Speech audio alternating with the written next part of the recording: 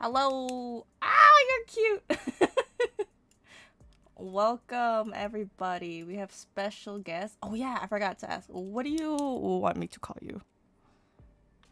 Tempo or Mal, both fine. Okay, perfect. So everybody, welcome to the stage. The lovely Temple. Give us a little intro, a little bit about yourself before we get into Hey, this. what's up, everyone? My name is Tempo Mal. I'm a Demon Lord VTuber that specializes in Riot games. I've hit Master Tier in League of Legends, Teamfight Tactics, and also Legends of Runeterra. The last of which is the main game that I make content for. It's the League of Legends card game, for those who haven't heard about it. It's really fun, really cool. I like to focus on educational content, helping players get into the game, learn the game, and also climb. And I'm happy to be here today. Yay! We've actually been like mutuals for a while. That's why I want to get to know some of the people that I've been mutuals with and I haven't gotten to speak to. Mm-hmm. Watching some of your VODs, you're very very chill. I like it, and I find it interesting that your niche game is Legends of Runeterra. Mm-hmm. What got you? When did you discover that game, and what? How do you know that game was for you? Okay, so this is a really good story. I have a very big history in card games, right? I grew Mm. up playing Yu-Gi-Oh! As soon as I was like 5 or 6 years old, and I saw Yu-Gi-Oh! Card packs in the store. I was like, Mom, please buy me some Yu-Gi-Oh! Cards. Okay, so I've always been a card gamer. I got into Hearthstone when that was super popular, like Oh 2014, shit. 2015. Yeah, so I'm also a League of Legends player. So Mm. I played League since it came out. About 3 or so months after beta finished, I started playing in season one, like Oh no OG, shit. OG League of Legends. Yeah. So I think this was late 2019. It was preseason, or I think it was around Worlds time. They were announcing some news about future games, and they showcased like a couple seconds of each game. There was a card game that was shown. There was the fighting game, of course, which we know more news about now. I think there was an MMO that was shown for a couple seconds, and Valorant too Yeah. before it came out. And I just got so excited. I'm like, yes, let's go. I've been a League player all my life. Finally, they're making more games. So that's when I first heard about it. That's when I first saw it. I'm really into like the League of Legends culture. So when Right. I saw those games, I'm like, I'm gonna play all those. And when I saw there was a card game, I'm like, okay, that's actually just for me. Like there's no game that's more me than a League of Legends card game because of both of my histories, with the two areas. Oh shit. That's super cool. I like that. Mm-hmm. Um, I feel like something that's trying to get into that is, have you ever played the Genshin TCG? I have not. I've actually been asked about the Genshin TCG, but I haven't really engaged with like the Hoyoverse games. I Right. kind of really want to, and I feel like okay, here's the thing: the Genshin TCG would get me into it. That would be my gateway drug That into the gotcha games that they have over there. Okay. Someone in my chat says waiting for me to create a new nickname for you, so I feel like it's fitting to write like card game god. Any nickname I'm fine with. People call me like Meow because I'm like I have catboy aesthetic, so I'm like Meow Sama, Mao Mao. So okay, I don't know why, but I have Mr. Mayo is one of them. Some of my Mr. British friends call me Mayo and Mr. Mayo instead of Mao. So hey, I'm completely open to anything. Any creative or funny nickname that you can come up with, you can roll with it. That's amazing. Okay, we can circle back to the league and the gaming stuff. I wanted to ask, what got you started into VTubing then? Ooh. Okay, so before I was a VTuber, I was basically a little PNG. Do you know Bongo Cat? Oh my god. Yeah, yeah. I was a Bongo Cat tuber. You're I Bongo really look up tuber. to this streamer named I Keep It Taco. He's a League Mm. of Legends streamer, and he uses an alternate version that's like super custom with like a green frog and stuff like that. So it's just like a little mouse tracker, like it Mm. follows your mouse movement, and if you press on the keyboard, it would tap down. So I was Bongo Cat for like I think a year and a half. And I always liked the idea of having an online persona or having like something to portray yourself as. Right. That's not a face cam, right? And I love the technology behind it. I think having a mouse tracker was really cool. So when I learned about VTubing, I was like, okay, this is also just for me. This sounds like something that I want to do. I love the technology behind it. I first experienced VTubing through HoloLive, Mm, Fubuki especially, because she just ended up in my YouTube recommended with like her memes and stuff mm. like that. Yeah, yeah. Um, can I say bad words, by the way? Yeah, I cuss like so. Okay, good, good, good. So she's very shitposty, and Okay. I love that. I love the meme culture, and so I got into like Hololive stuff, Mm, and I was like, oh, this is becoming more of like a thing that people do all the time. So right. then I started like investing in it, looking up assets, getting a model and stuff like that, and ended up debuting in like late 2021 Right. after being into like being a VTuber fan, I would say for like a year. I was a fan before I was a VTuber Me too. myself. Yeah. Hmm. That was like peak COVID. Wait, that's because everyone started about 2 years ago. So you were like a year before all the new. It kind of came mainstream because it's pretty mainstream now for VTubers. Yes. Because everyone's doing like their 2 years right now. I think everybody debuted Hmm. around 2022. Hmm. So it was also, but it was during like COVID time, right? And then a lot of us had a Yes. lot of extra time to just, stream, play games, meet other people. Um, so 2021, that's interesting. Um, Hmm. what about your regular streaming hours? Like what's okay, let's do what is your longest you've ever streamed, and then like just regular times we can catch you. Is it how consistent is your schedule? Ooh, okay. The longest stream I've ever done was probably I think 26 hours for like a subathon event. Mm. Um, so like 24, 26. Back when I had a timer that could not be stopped. Uh-huh. Um, I'm getting a little bit on the older side. I don't think I can handle those 24-hour streams anymore. So I've kind of my more recent subathons, kind of toned that down a little bit. But yeah, it's like 26, 27 hours or something like that. I've gamed longer, but that was my longest stream. Mm-hmm. And my stream schedule is turbo consistent. I post a new schedule like every Sunday. I usually stream Mondays, Wednesdays, Thursdays, Fridays. Okay, so most weekdays except for Tuesday at Right. like 2 p.m. Eastern start. Okay. Um, and I do currently a mix of Legends of Runeterra, but also Dead by Daylight. I'm getting into more. Mm-hmm. Because I have a lot of DBD mutuals that I want to collab with, and I think it's a really fun game to play, like Survivor with friends. So yeah, I tend to play weekdays, afternoon hours as soon as I wake up. Sometimes also going into the evening hours, like 6, 7 p.m. Mm-hmm. Yeah, I'm trying to get better at streaming longer hours because I would always stream for like 2 hours and I'm like, I'm done. I'm tired. I'm out. Hmm. I mean, pacing yourself is really important. There's nothing wrong with doing, a little 2 to 3 hour Yeah, session. but I feel like I want to engage more and like do Hmm. a little bit. There's more that I can do with streaming. Um, Yeah. um. So when did you? Because I don't know if I want to say I'm assuming, but I'm pretty sure you are Twitch partner. Hmm. When did that journey happen? Like I'm very interested because I don't know many people who've hit partner. What was that experience like? Like the partner push, the Hmm. um just getting that message that like you've basically, you've achieved like a great title, I guess. I don't know how to explain it. Mm-mm-mm. This is another great and fun story.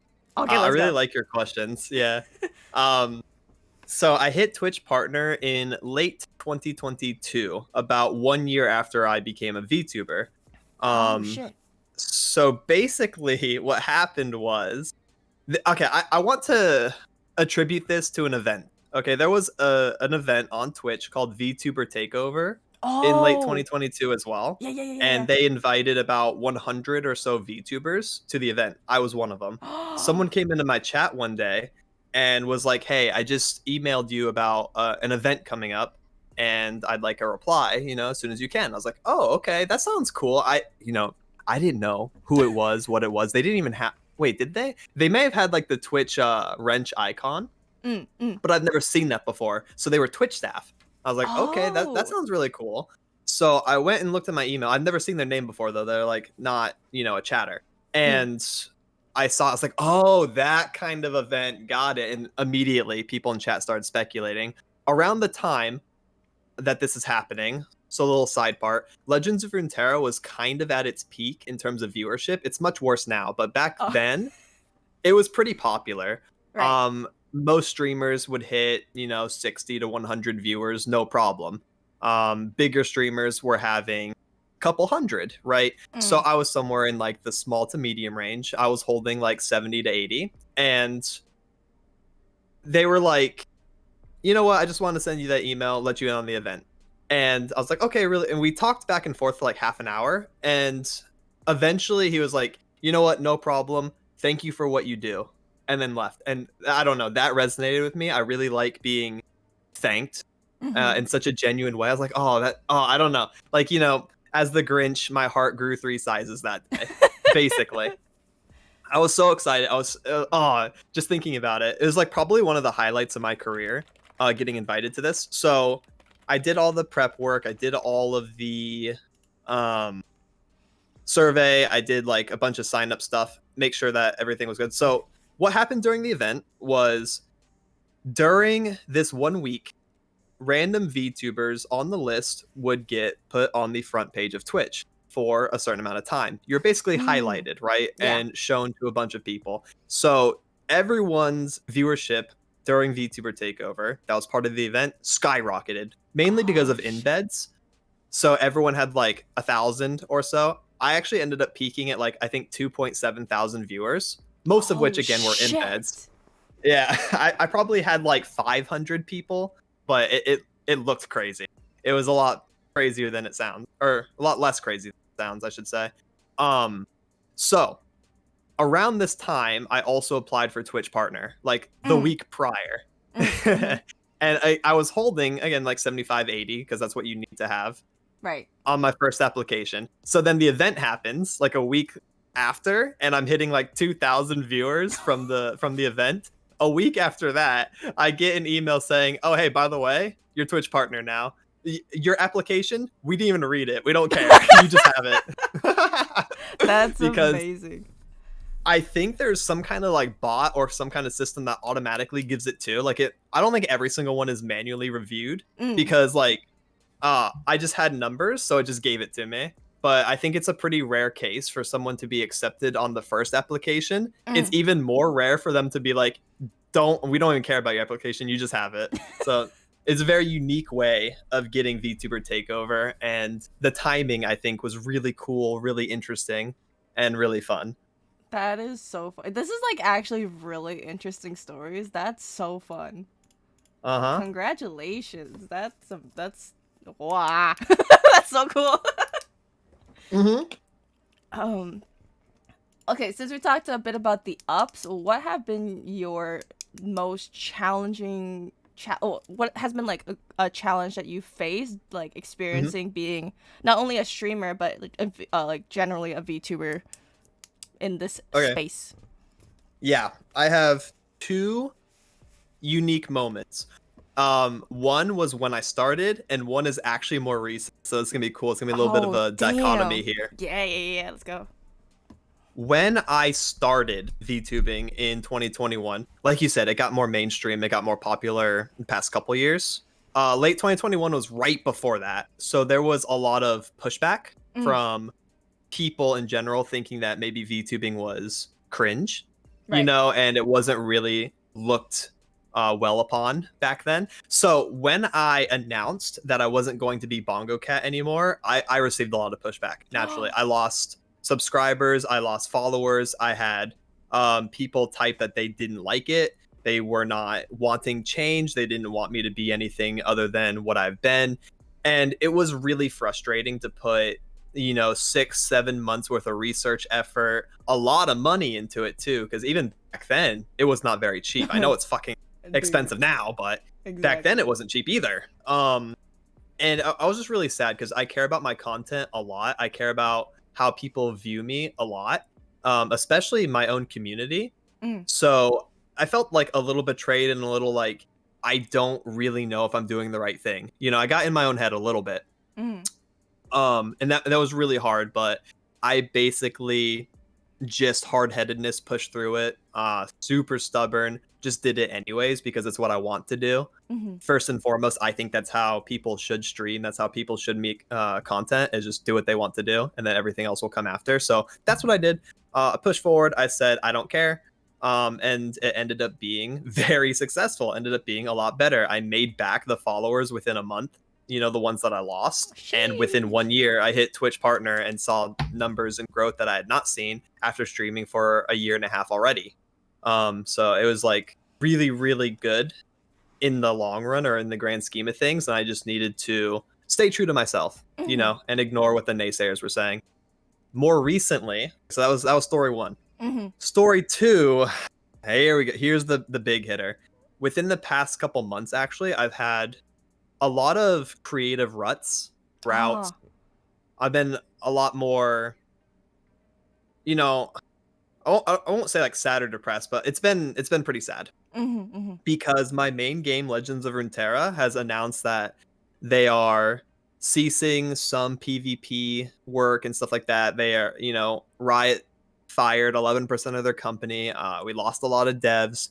The Right. game is not being worked on in the same way that it was. It's not, it's kind Mm-hmm. of like on a decline. A lot of people took the news as, okay, let's jump ship. I'm Addy. So I've gotten mass unfollowed again.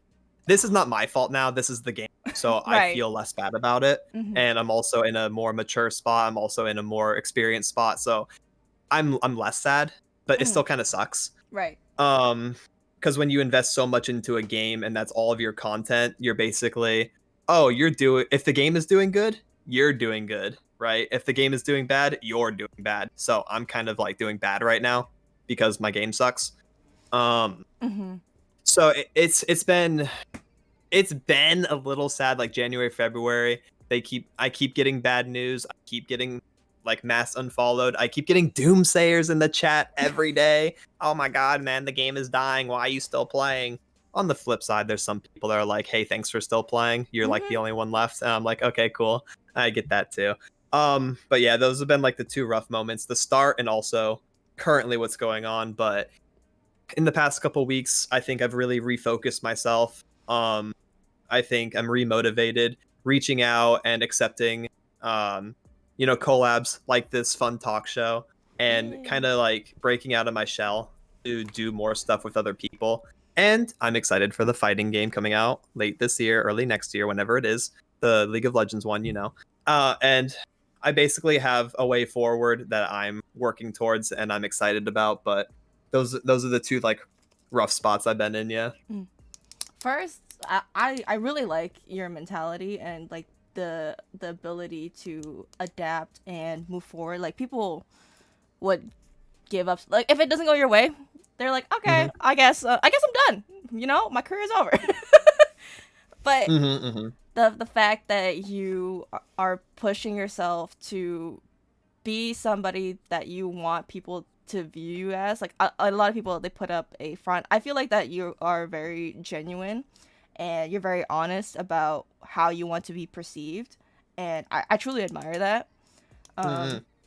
Speaking about your creativity, I was looking on your YouTube, so I'm assuming that you edit and do you do all your thumbnails for your YouTube channel? Like you don't hire an editor, it's all you? Half. Half? So I do all of my own scripted content. I have an editor that does my stream highlights. They Mm. cover like Saturday uploads and stuff like that. I do have a thumbnail artist. I wish I could do thumbnail art. I do not, unfortunately. I'm really bad at Photoshop. I'm actually really bad at art in general. I can't, dude. Even a stick figure will come out looking like dysmorphia, like some kind of creature. Um, but I do edit my own long form content, like the 30-minute plus videos. I do all myself, all in house. I've done crazy editing before. Like I can do visual novel style editing. I can do, and I've done this with like scripting, voice acting, putting Hmm. stuff on the screen. I've done my own like animations. I used to make, and I know this is kind of cringe, I used to make League of Legends AMVs. I have long since privated them, so don't try to look for them. They did pretty well though. I did a Persona AMV too, so I can do like a bunch of editing, but I don't have the time for all that. Mm-hmm. Sadly. Excuse me, I'm burpy. It's okay. Um, yeah. So let me gather my thoughts because I was gonna say Yeah. you were mentioning because that's actually was gonna be one of my questions is if you're like because you do specialize in Legends of Runeterra, that if anything were to happen to the game, what would you do moving forward? I know that you are Mhm. branching out to like more collabs, playing Dead by Daylight. um what do you, and I also like you are a Riot Games enthusiast, but where's the Valorant? Okay. This is always the question that I've gotten, Where's the GB. Valorant? I love this question. I get this question so much, it's ridiculous. So, dude, oh my god, you're triggering me.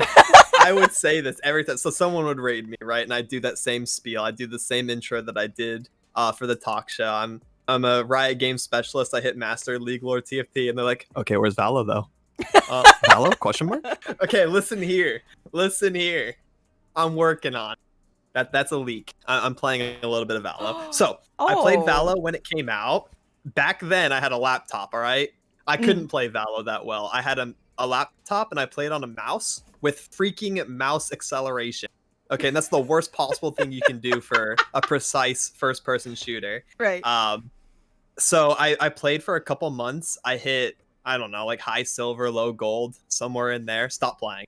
Mm-hmm. Um, I couldn't play the game on my freaking laptop. So more recently, I got into Counter-Strike, Oh like yes. summer of last year. I love CS. It was actually really good. Um, I I hit a $600 knife on my Oh like six shit. box that I opened from leveling up. I'm like, let's go. I'm the CS:GO enthusiast. Okay, CS:GO 2 comes out. Hell nah. I jump shipped immediately, just like everyone else, because the game sucks. Damn. Uninstalled that shit. So, sold my knife, uninstalled. Okay. But I reinstalled Valo. I've been playing it a little bit off stream. I've been enjoying it. Um, Soon. Unfold. Okay. Everybody in the chat is like, "Hey, no slide into CS2. CS:GO is still better." I think I started playing right before CS2 was announced, so Uh-huh. I don't remember if I liked CS:GO better. Um, Mm. but I think I had a weird way of getting into FPS games because Valorant was one of the first ones that I started playing, and it's like the worst one to get you into shooting games. Yeah, no, it's such a different kind of shooter. It's like barely even like it's its own genre, right? Tactical shooter. Yeah, yeah. Yeah, you can't get into Valorant and be like, yeah, I'm gonna go play Call of Duty next, because they're just completely different. Dude, for real. I find it funny that you get asked about that all the time. It's a very, I wouldn't it is popular, but it's an acquired taste. Like, do you want to cry today kind of game, you know what I'm saying? True, Es- it is. Especially because like you play League, the League, like all the Riot games they're kind of in like with Fight Tactics and Legends of Runeterra, they're all in the same kind of universe Mhm. with like the same characters and stuff. And then Valorant is a completely just separate thing. So I can see how Mhm. people who play like League and stuff aren't interested in like a shooter or in those characters because it doesn't fit into the Mhm. whole lore, and like it has its own its own thing, right? And it gravitates Yeah. towards, I think Riot Games as a whole, it does gravitate towards a lot of negative people. Like when you talk about Riot Games, it's always like League is very toxic, Valorant's very toxic. Are there people that are really toxic in Legends of Runeterra? Also, give me 2 seconds. I'm gonna grab food before you answer that question. Yeah. It's at the door. I'll take 2 seconds. Yeah, run. Sprint. Hi chat, how's it going? Waiting for all the non-fighting game players to pick up 2KO and make the worst takes. On God, Sakuya, that's exactly what's gonna happen. I myself am also going to get into 2KO, but I'm a fighting game enthusiast, right? I played Skullgirls. That was the one, yeah. And I always tell the story, and people are like, "Holy shit!" I learned fighting games with Skullgirls. That was my first. What is Um, that? uh, I'm not answering your question. I'm talking to Sakuya. Yeah, I know, but what is that game you said? Oh, Skullgirls? Yeah, what's that? 2KO? Oh, Skullgirls is a fighting game. It's really cool. It's like jazzy. It's very stylized. It was the very first fighting game that I learned and played. I played a bunch of other fighting games, right? I played the Guilty Gear, I played the Grand Blue, I played the DNF Duel, I played the Dragon Ball Fighter. So I'm really excited for 2KO. Ooh. Yeah, all hail Skullgirls for sure. I played Misfortune and Peacock. That was my like 2-person team. Misfortune ended up being like my favorite playstyle. I love rush down characters with a Rekka, so I hope there's something like that in 2KO. I know Echo already has really cool mix-ups, like he has left rights. I think he even has high-low mix-ups from what I've seen. So I think he's gonna be the one that I gravitate towards first. Anyway, sorry, tangent. Answering your question, Yeah. which was Um. Valorant. I forgot now. It was since you play a lot of Riot games, like I think you've Yeah. encountered a lot of toxicity. I don't know about like in a card game if there's any if there's toxic. Do they get toxic? Can you Not get as toxic? much. Yeah, it's kind of hard to. You can get toxic to a certain degree. Like you can spam emotes and stuff like that, but it's kind of easy for the opponent to just mute. However, in the card game community, and this is not exclusive to Legends of Runeterra, there's a lot of ego. Okay, so I used to go to Yu-Gi-Oh! Locals a lot, and there's kind of like a hierarchy of players where players that are constantly, top 8, constantly winning tournaments or going to regionals, they have an ego or like an aura about them that makes them unapproachable and also kind of cringe, and I hate that. What the hell? That also exists within Legends of Runeterra, as it is a card game. That is something that's kind of like unavoidable, and there is that air of ego or like I know better than you or I am better than you, and it's really annoying. But that's about as bad as it gets. There's not like straight up toxicity. There's definitely no like racism, sexism. Well, there's some sexism and it's been talked about as well, but that's kind of like hard to avoid as well in the online space. Right. And it sucks. It's really unfortunate. I just try my best to not engage in anything like that, of course, and try to spread awareness of it. That's what I'm trying to say. I try to spread awareness and make sure that people are not acting a fool. So that sucks to have constantly. Spam the But there's GG. nothing super toxic. Spam the GG easy emote whenever you play a card. Yeah, on God. There's like a couple really good ones, like laughing emotes, or one that I like using, and it's a little toxic. It's like a resident sleeper emote where the character has like ZZZs. The opponent's playing a cringe deck. I immediately lead with that one and then mute them so they can't emote back. It's a little bit of a moral victory for me. Toxic. Hey, you know what? There's a fine line between banter and toxicity. I tread That's the line true. a little bit sometimes. That's true. I can see that. I try to be a good sport though at the end of the day. Do you have any like favorite characters from I guess the League of Legends universe? Like maybe to play or just their lore in general. Like who do you think is like has a really good story? 2, and I'm gonna put like a third one as like a side point. My favorite character in League of Legends is Talon. I've been a Talon main since he came out. I'm probably the longest standing Talon main because it's true. I played him the minute he was released on the server at like 4 a.m. when I was in high school. Damn. Yeah, and I've made him ever since. I love Talon. It's sad that he's not really put into other things when he is played in TFT. I make any comp around him. He's only been in a couple sets though. He's not in Legends of Runeterra. He's kind of like a more niche character, Right. and Yeah, he gets some skins every once in a while too, which I like. He had a really big skin drought, but they've done a better job of giving him a skin like every year, maybe once every 2 years. So shout out to my boy Talon. But I don't think he's the coolest character. I think the coolest story in League of Legends and the best designed character of all time is Jhin. Oh, I think Jhin is objectively a perfectly written character. All of his thematics are super cool. The way they went about teasing him, excuse me, fuck. The way they went about teasing him early and putting him like on different websites, killing the other characters, was really, really cool, really engaging. Basically the golden era of League of Legends to me.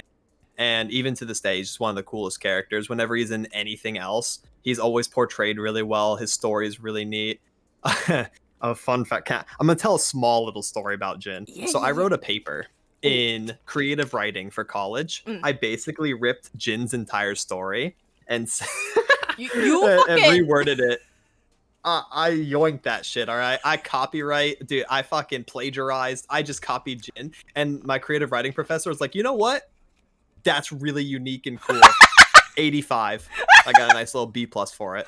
hold the Um, fucking phone. Okay, I've are never you allowed told to say anyone that Are though. you allowed to say that? Is Ryan gonna Yeah, come I after don't you? know. Oh I no! hope not. I hope that Riot doesn't come after me, and I hope that my college doesn't retroactively yoink my diploma for that one. But it's all right. That's I think this is a safe space, unless you work at my college. Unfortunately, that F- would be really tragic. oh, FBI, open up in my Oh chat. shit, Oh, they're oh. here. Oh wait, I'm getting a knock on my door. I'll be right back. Oh, guys, it's chill, it's chill, it's chill. Relax. Stand down. The other characters I really like are Zaya Rakan. I think they're done really well. They're so. I cute. think their theme is good. I love that they are like a duo character. You know, they have passives with each other. Love that concept, and I think they're really well designed. I'd like to see them in more things too. Yeah, those are like my top two, and then little side. Mm, I like that. I like that. Let's go. Let's do some more goofy questions. What is your go-to karaoke song? You at a karaoke bar with your friends. What song you busting Mhm. down? So before this year, it would be Ceiling Can't Hold Us, Macklemore. Ooh, okay, interesting. Yeah, I love Can't Hold Us. I've done one small karaoke thing. It was actually an orientation for college where I didn't know anyone. You know, Mm. I wouldn't say I was like drinking anything because that would be illegal. Um, I got in out of my comfort zone a little bit. I did a little bit of Macklemore. A lot of people liked it.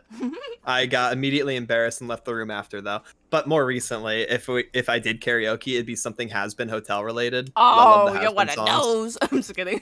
I am one of those. It's I'm so a big good though. Has Been enjoyer. Yeah, the songs in particular are fantastic. So I would do any of those. I just think like everything, like the from the animation to the casting, like the vocals and just everything was on point for that. For sure, they got like actual Broadway talent. That's like the most impressive part. Yeah.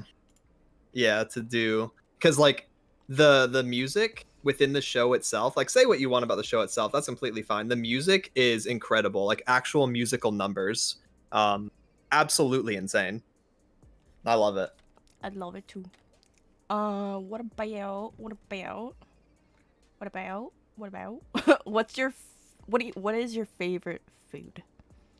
What do you like to chow down Oh, on? I'm fucking American. I love American food. I like burgers, fries, boneless wings, that kind of shit, you know. Did you hear the Anything voice American change? or Americanized. Yeah, that yeah, I that's like burgers and fries.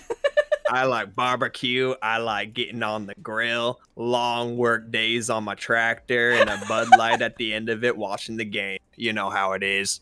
This kind of Um, patriotism brings a tear to my eye. I live in Florida. I'm surrounded by it. That's amazing. I have at least 6 people that I know that talk just like that. You know what's really freaking funny, actually? A little small tangent. That you got me all riled up with some of these topics. Hell You know yeah. King of the Hill, Yes. the TV show? Yes. those people are so well portrayed, like those characters, by Florida people. I know so many people that are just like the Hank Hill friend group. Like, on God, they're real. They're not characters on a TV show. I swear to you, those people exist. They're your neighbors. They are my neighbors, yeah, and they're friends of the family. I see them all the time, and I hear them all the time. Everyone has a Dale. Everyone has a Boomhauer. You know, like those characters are real. It's so funny. Now, I went on a tangent and I forgot the original point I was gonna make again. Gosh, diddly darn it. Gosh, dilly darn. We're talking about food right now. I love food. Oh yeah. Oh yeah. I like American food and Americanized food. So like Tex-Mex, I'm also into, you know, like Chipotle Mo's, Qdoba, Taco Bell, that kind of stuff too. Americanized Chinese food, I'm into. I also really like Chinese and Japanese food, mainly Japanese food. Chinese food I don't vibe with a lot of the time because I'm not a dark meat enjoyer, and they kind of default to dark meat. Right. It's a bit too. I'm a texture person, and dark meat's like really slimy, so I really like white meat. You know, I like the breast. I like chicken breast. Somebody clip that. Somebody clip that. I like the breast. There'll be a new voice clip. I can use it as like a sub alert. I like the breast. You already know. Oh, it's amazing. Okay, do you have any like weird red flags? Okay, let's do in people first, and then if you're comfortable saying like in a partner. Mm-hmm. Yeah, any weird red flags. You can be creative with it. If you have regular red flags, then like obviously if they're crazy and like racist, of course not, but like you have any weird ones? They play League of Legends. That's a red flag. That's red flag number 1. Always watch out for anyone that plays League of Legends. Instantly, okay? That's instantly you stop associating with them even, I would say. Bye, Henrik.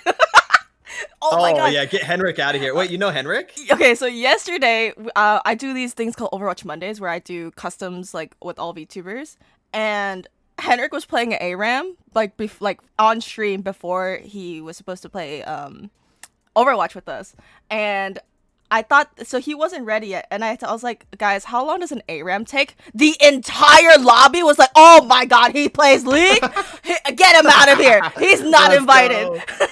Yeah. I was like, get Henrik, get him out of here. Yeah, crucify Henrik. On God, get him off the League of Legends. Get him on the Overwatch. When I was looking, I was like, oh, you're friends with Henrik too? That's crazy. That is. What a small world. I love Henrik. Dude, he calls me Mao Mao. Mao Mao. I love that guy.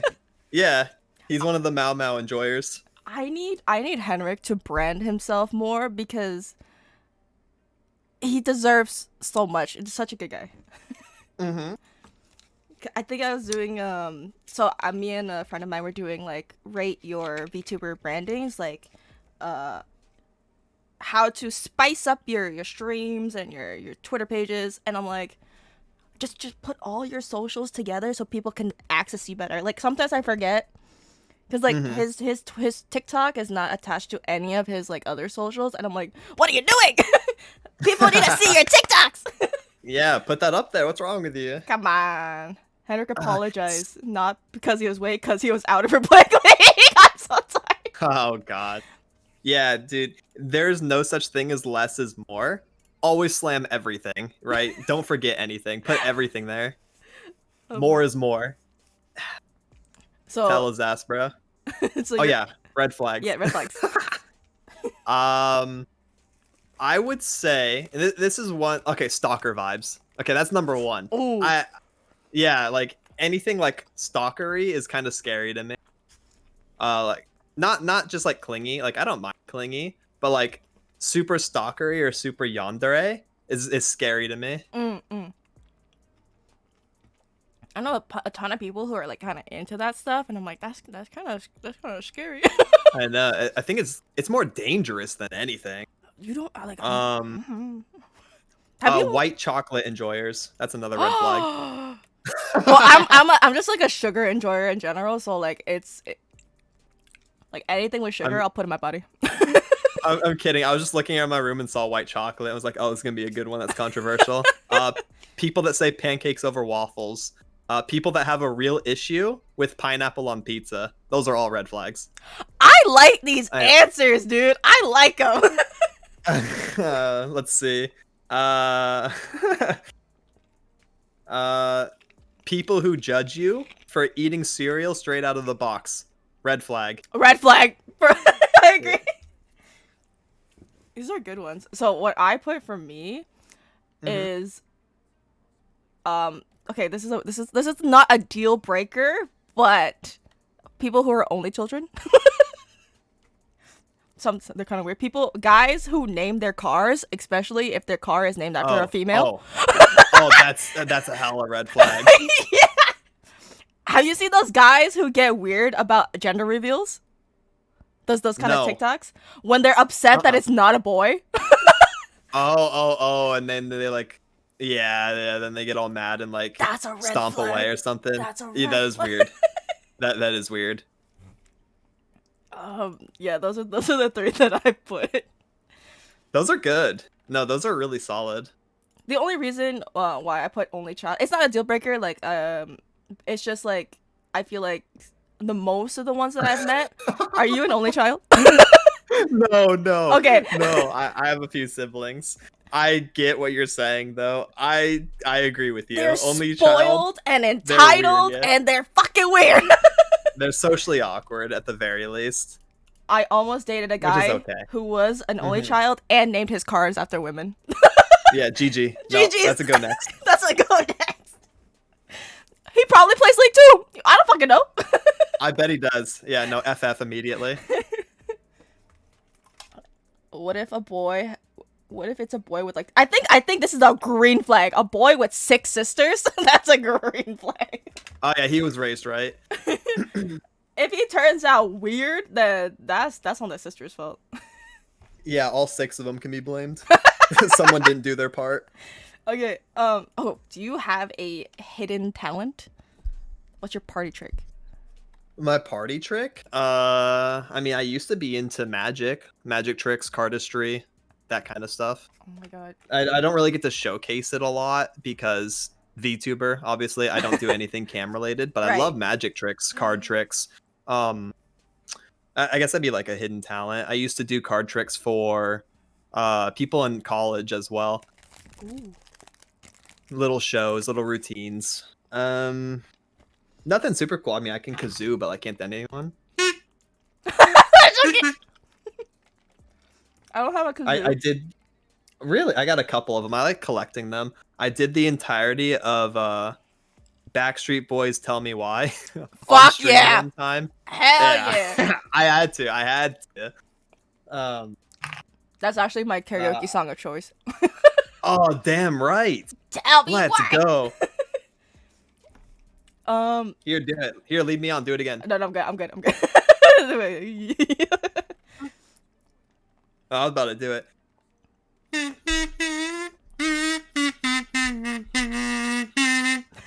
Tell me why. What a masterpiece. Yeah, no, I could do it, but it would blow everyone's eardrums out for like at least 20 seconds. I'm going to spare them this time. Joe said you only get a little bit. My Okay, don't make it. I'm gonna whip it back up. That's it. Hidden talent. Freaking heck. I mean, I'm a gamer at the end of the day. That's all I can do. He's a gamer. Yeah, I can game. Speaking about instruments, do you play any other instruments besides the wonderful kazoo? Unfortunately, no. I wanted to learn like drums when I was a kid. I love percussion. I love beats, rhythms, like keeping tempo. I love the idea of like banging on a drum. Never learned though. I did a little bit of piano when I was a kid, and this is such a sad story. I never tell people this story. Oh no. I did piano and I stopped doing piano because I got Kingdom Hearts and I wanted to play Kingdom Hearts instead. So I stopped going to piano lessons so that I could beat Tarzan's world in Kingdom Hearts 1. That's when I knew. That's when I knew I was a gamer. Oh my god, you could have been the world's greatest pianist. And he gave it up. He gave it up. He gave it up for Kingdom Hearts. Now I'm the world's best Kingdom Hearts player instead. You know Look what? where that got me. Say less. I was about to say because I'm like every VTuber that I've interviewed has said they played the piano. I think that's every kid though. Yeah, I think like either parents just like try to get them into it. That's like a really easy one for Hmm. music, make their kid well-rounded. Oh, I did taekwondo, I did martial arts too. I tried sports. Oh. My parents were very open with like try what you want, see if you can find like your passion early. Hmm. Um so I just did like a little bit of everything. Piano was a small filler arc in my childhood. Um And now you're a but VTuber. yeah, yeah, and now I'm a VTuber, which is great. It's definitely where they wanted me to end up. Does your family know Surely. that you VTube? Yeah, they don't really understand it though, older generation. Right. I just kind of say I make stuff online and they're like, "Okay." One of my older sisters watches and actually banters with me and makes me stress out during my stream. She's kind of into it. My mom though, she doesn't really get it. Yeah. I'm actually like on almost the exact same boat. Like, cause I Mhm. think I have a younger brother. He's 17. Mhm. My parents do know, but she doesn't really. She's like, you're not making money. She's like, you're just. Right. This is just like you weird streamer girl. Go stream. Mhm. Mhm. And I think I've had my brother on stream with me sometimes, like just to play games and stuff. Mhm. And sometimes he watches it and makes fun of me, but that's okay. See, that's what siblings are for.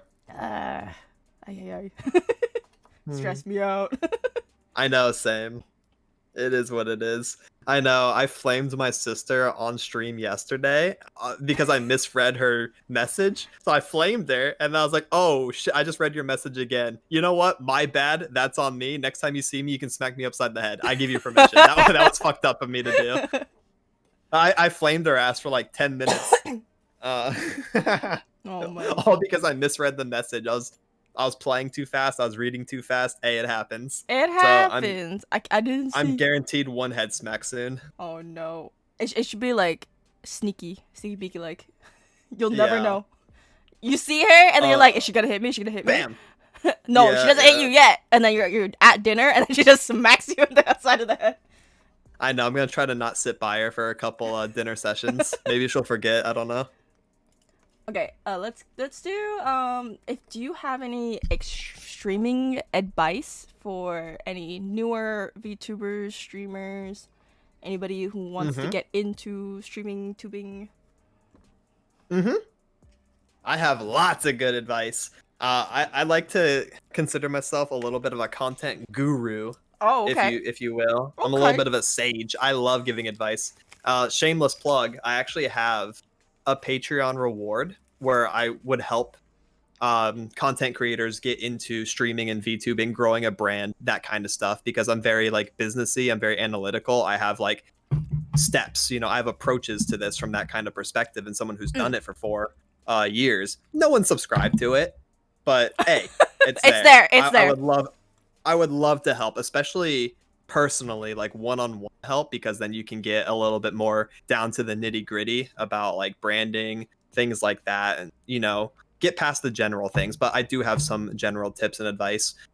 Number one, when you're starting out, obviously, this should go without saying, but it's so much easier to say than it is to do. Don't compare yourself to others, Mm. right? Right. Stay in your own lane, work on your own content, VOD review yourself, listen to all your audio levels, make sure you're doing all of that, making sure that your content is digestible, even if people aren't watching yet.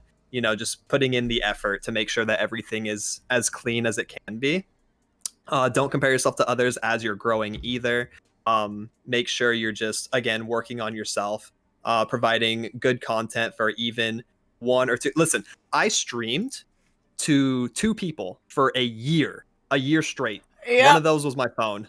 Yep. Okay. Yep. Yep. Okay. So that I could hit Twitch affiliate. Um, I farmed it. I used 2 mobile phones and myself. That was how I got affiliate because no one watched. I streamed to 3 to 5 people for that same year. Like that was my peak. 12 months straight, 5 viewers. Okay. Mhm. So during that time, a lot of my thought process was I am making content that I'm happy about. I'm playing a game that I'm happy about. I'm educating people. And here's like a really cool thing. I've only told like a couple people this. Your VODs have more views than your live viewers, right? Right. Like you'll see, okay, I stopped the stream, I had 5 viewers on average. You go look at your VOD, you'll see like 40 or 50 views. People are Mm-hmm. watching the VOD, people are watching your live stream at different parts. So that's really important to consider. Like, oh wow, there are actually people that are watching me. There's like at least 50. And this was my mindset that I had was I'm going 50. to thank the VOD viewers. I opened every stream like, you know what, thanks for stopping in live. And I had like 2 chatters at the time, and I would have people watch the VOD, be like, thanks VOD viewers. You know, I thank them at the beginning and end of every stream. And I wanted to make sure I pretended. Okay, I gaslit myself into believing that 50 people were watching me, essentially. So I treated it as such. I made it like very professional. I wanted to provide that if people were watching my VOD and getting any amount of education or any amount of entertainment from it, to make sure I was doing that, not just, oh, I have 3 people in the chat, I guess I'm not doing much today. I guess I'm just gonna sit here. Because once you do that, then you've lost. You've already been defeated because you're in that mindset. So I would recommend, again, just putting yourself out there and making content as if you are already big. Not big, but like you already have at least 50 people watching you. You Right. know, I think that's a really good place to start. It's really good for your mental. Stay consistent, do stream schedules, grow your community a little bit at a time. Don't care about your viewers, care about followage in the beginning, and care about people that will stay for long amounts of time. Those are like your priorities. Doesn't matter what game you're playing. It really doesn't matter if your game is saturated. It doesn't. Just reach out to people, collab, work on yourself, and be professional in terms of how you present yourself and also in your own mind. That's like general advice. I really like that. Like I always like to like preach like be yourself, but it's like Mm-hmm. the way that you approach things, especially when it comes to mentality. Like I can feel that benefiting me. Like it's like, oh, I felt called out because I do that. Like when you see like the only 3 people, you're just like, oh, I'm not really entertaining anybody. You know, you're sitting alone. You feel quite like you're like, what am I even doing here? You know what I'm saying? Yeah. Yeah. You can very easily get lost thinking like that, for sure. Hello everybody in chat right now who said hi. This is very good advice. I appreciate it. Yeah, I just really I think people who have already a good personality and then a good mental about it, like the good things will come to you. Like I always like say like Mm-hmm. if you just be yourself, the people will come and find you. Yeah. It could take years, you know. If you're Mm-hmm. patient and resilient, like they'll find you, you know. Mm-hmm. Mm-hmm. And Yeah. Do what you want to do, what makes you happy first and foremost. Be yourself, and people will follow. I completely agree with that ideology. but I do like your approach to it because it is like everyone has gone through it. Like they feel discouraged when they only see less than double digit numbers. Like they're just like, I'm just, you know, talking to myself. Mm-hmm. And I respect the people who are very good at, because like this is I started the show to like learn how to like talk to people better. I'm a little sheltered, right? And I'm Yeah, trying to same. Mm-hmm. I'm trying to like know how to talk to people. Like in person, I can talk all day, you know. But Mm-hmm. when you're meeting people online, you don't know when to interrupt, when to, when to ask what questions. When you try to be sensitive towards people, like not knowing their situations and whatever. Like I want to learn how to interact with people who are from all different walks of life. Like you don't know how a conversation is going to end up. And you know, Mm-hmm. I try to take everything as like a learning lesson. Yeah. And I'm just because whenever something like goes bad, I'm like, well, I learned. No, that's true. And I feel like that can be applied to video games as well, right? I've hit high ranks in like 7 different games or some shit like that. It's all about learning. It's all about basically improving yourself from like any experience, even if you have a bad one, like you said. I mean, hey, at least you learned. I think that's a winning mentality. That's how winners are made. Like So a it's a lot good of way to look at it.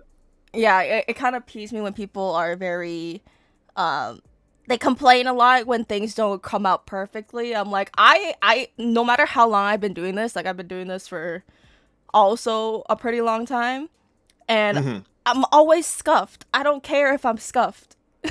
You know? Hmm. I'm Hmm. I'm learning as long as you guys are here for the ride, that's all I care about. I don't care if my streams start out perfect, end perfect. I'm here Hmm. to chill. Yeah, That's it. in the grand scheme of things, you don't have to. You don't have to care that much because they're not going to remember the scuff in like a month when you're doing a new stream. You know, it's such Exactly. a fleeting moment.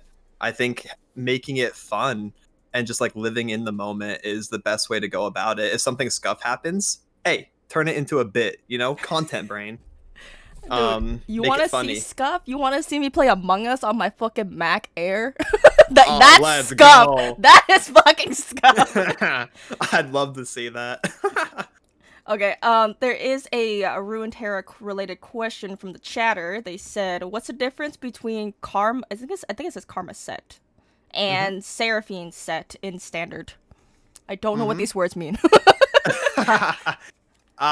There's two main differences. One is that Seraphine is going to run a bunch of unique cards. Like there's a bunch of one ofs, there's a bunch of two ofs. So you have more to work with. It's like a toolbox deck, but you're not guaranteed to see multiple copies of it.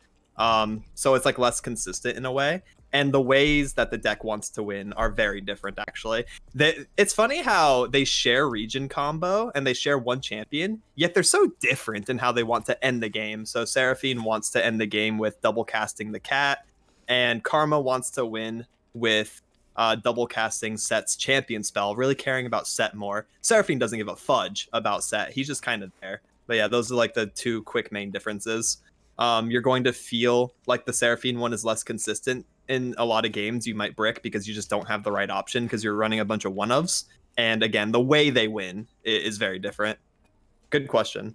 If you would like tips and tricks, go to youtube.com/Temple Maho.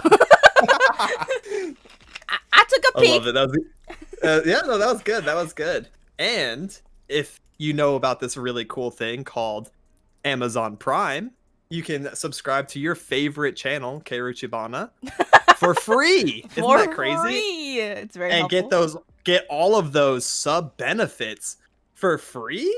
Twitch Prime Gaming. I love that. I I always get complaints about fucking ad breaks. We're doing an ad break, an ad during Yeah, on God. self promo. Oh my god. Yeah. Oh, I wanna. Okay, this is a personal question. Yeah. Have you ever been? Has anyone ever complained to you about? Oh wait, how much? Okay, sorry. This is me learning how to speak to people. um, First question is how long do you run your ads for? And then second Mhm. part of the question is do people complain? Oh, they always complain, no matter how good I do this. Dude, listen, I am probably the best ads runner on the entire platform. I have every strategy down. Okay, I do everything perfectly, and they still complain. Oh So shit. here's some strategies. I run the bare minimum ads. I should run more, to be honest. I don't because I hate ads. I'm a Twitch viewer Mm, just as much as I am a Twitch streamer. Okay, I hate ads. So I do everything in my power to make the viewer experience as good as possible because that's what I would want for myself if I mm, was watching, mm-hmm. right? I have that perspective. So I run the bare minimum. I always do 3 minutes of ads during starting soon screen because that turns off pre-roll for your first Oh, hour. okay. Yeah, this is genius. Do this. Always do this. And I'm mad that more people don't do this because what happens when I go to a stream, you know, and I'm trying to watch a mutual or something, I sit there for their starting soon for 6-7 minutes, which is fine. That's what I do too. I think that's perfect. And then as soon as they come on screen, I'm like, yo, let's go. What are you gaming today? And right when they go to answer, ad break. Fuck. You know, why didn't you run these ads during the starting soon? You can do that. Oh You my can do god. that. You know what? That's Everyone should do that. everybody take notes. So yeah, run 3 minutes because that's your maximum. I'm pretty sure that's my biggest button. Right. During starting soon, turns off pre-roll so people don't come in and immediately get slapped with ads for like 62 minutes or something like that. Your first hour is fucking clean. Yeah. And then I run them just about manually. And this is something I shouldn't be doing. This is something that I do because I want to. Right. I care really like a lot. So I'll be juggling the gameplay. I'll be juggling multiple conversations in chat. And then I'm also alt tabbing to make sure that my ads are going to run at a specific time where I can instead run them manually in between my games so they don't interrupt the gameplay. It's just one of the things that I've added to my own responsibilities. Again, I don't have to. I should probably make mods do it, or I should probably just let it go, but I care too much. So I will see that my ads are at like 22, 23 minutes. I'm like, okay, if I play a really fast game, I can probably get to that 30-minute mark because it tries to play them on the 30-minute mark Right. every time. So I'm like 23. Okay, I'm going to play one quick game and then I'm going to run an ad break. I'll tell chat I'm either going to stretch or I'm going to go to the bathroom because I have to pee. I drink soda like a motherfucker. I drink soda and water like crazy. Yeah. So I piss like 3 times a stream. So I usually try to line that up. And I only stream for 4 hours, by the way. You can see where this is going. I probably should go to the hospital. Oh no. So I'm kidding. I'll run 3 ads, 3 minutes of ads, like during a bathroom break or in between games, and then that keeps the pre-roll off forever, as long as you're doing it like that, and then it's not interrupting gameplay as well. That's the strategy. It always tries to play on the 30-minute mark if you're running any amount of ads, I'm pretty sure. So I just run 3 minutes every 25, 26. Dude, that's amazing. Oh shit. Oh my god, I gotta get this up. Okay, I was gonna say, I was just like, okay, maybe the more subs I get, the I'll drop the ads. I'll drop the ad time. But I realized that it was like an hour in when we started the ad question because Joe got hit by an ad while we were talking about ads. Let's go. Dude, that's crazy timing. I love that. That's so funny. I'm so sorry, everybody. Subscribe. I'm just kidding. Yeah, right. Just subscribe. I mean, it's not that hard. You don't want ads? Just sub. Give me your money. No, I completely get it. I'm gonna wait. I need to write that down somewhere. To fucking starting soon. Ad break. Yep, and during any bathroom break, you can just slam. If you have like a BRB screen, just slam 3 minutes. By the time you go to the bathroom, or like if you have to go grab food or something, food's at the door. Just run it. Be like, all right, guys, I grab food, I stretch. You can talk to your subs during that time because they're not in an ad break, and also ads are not always served to everyone because of regional differences. Right. So you can just talk to the people that are there. Just do a little like side comment or something, and then get back into the game. I like that. I remember you saying that Hololive was one of your reasons of being acquainted with VTubing. Do you have any other like favorite streamers or people who you enjoy watching or like idolize? I don't know what the correct word to use for this question is, but like, people who inspire outside you. of the VTuber environment, or VTubers like specifically? Both. My favorite streamer is XQC. Oh, I'm a juicer. oh my god. If that means anything to anyone. That is so out of left field for me. Really, I love X. I think he's the funniest person on the planet. I've followed X since like 2019. I used to be, of course, into the league scene, so I watched Tyler 1. Stuff like that back then. Tyler 1 was doing like his own tournament. Is like the TCS Tyler Championship Series, some shit like that. And he had like a bunch of guest speakers he was like collabing with other streamers. X and Moxie got on, and I just loved their energy. I loved their vibe. I thought X was really funny. Chat fucked with them. They did a bunch of like different bits and skits that I thought were really high value, like high production value. I just respected, so I followed him, and then I started watching him more and more, and I just became a juicer over time. But not only that, but I love his grind set. I think he has a lot of really good takes about content creating and about competition because he was a pro player for Overwatch. Right. And I resonate a lot with some of his messages in terms of that. Now, I think he's also brain dead. I think he's also like absolutely a mongoloid, but that makes him fun too. But he's my number one favorite streamer. He's my number one watch like every year. And then after that is like mutuals and VTubers and stuff. But other than Hololive, yeah, I really like X. I used to really like Tyler 1, like I said. I like TFT streamers. I think my favorite one is Karum X, however you want to pronounce it. He's really cool.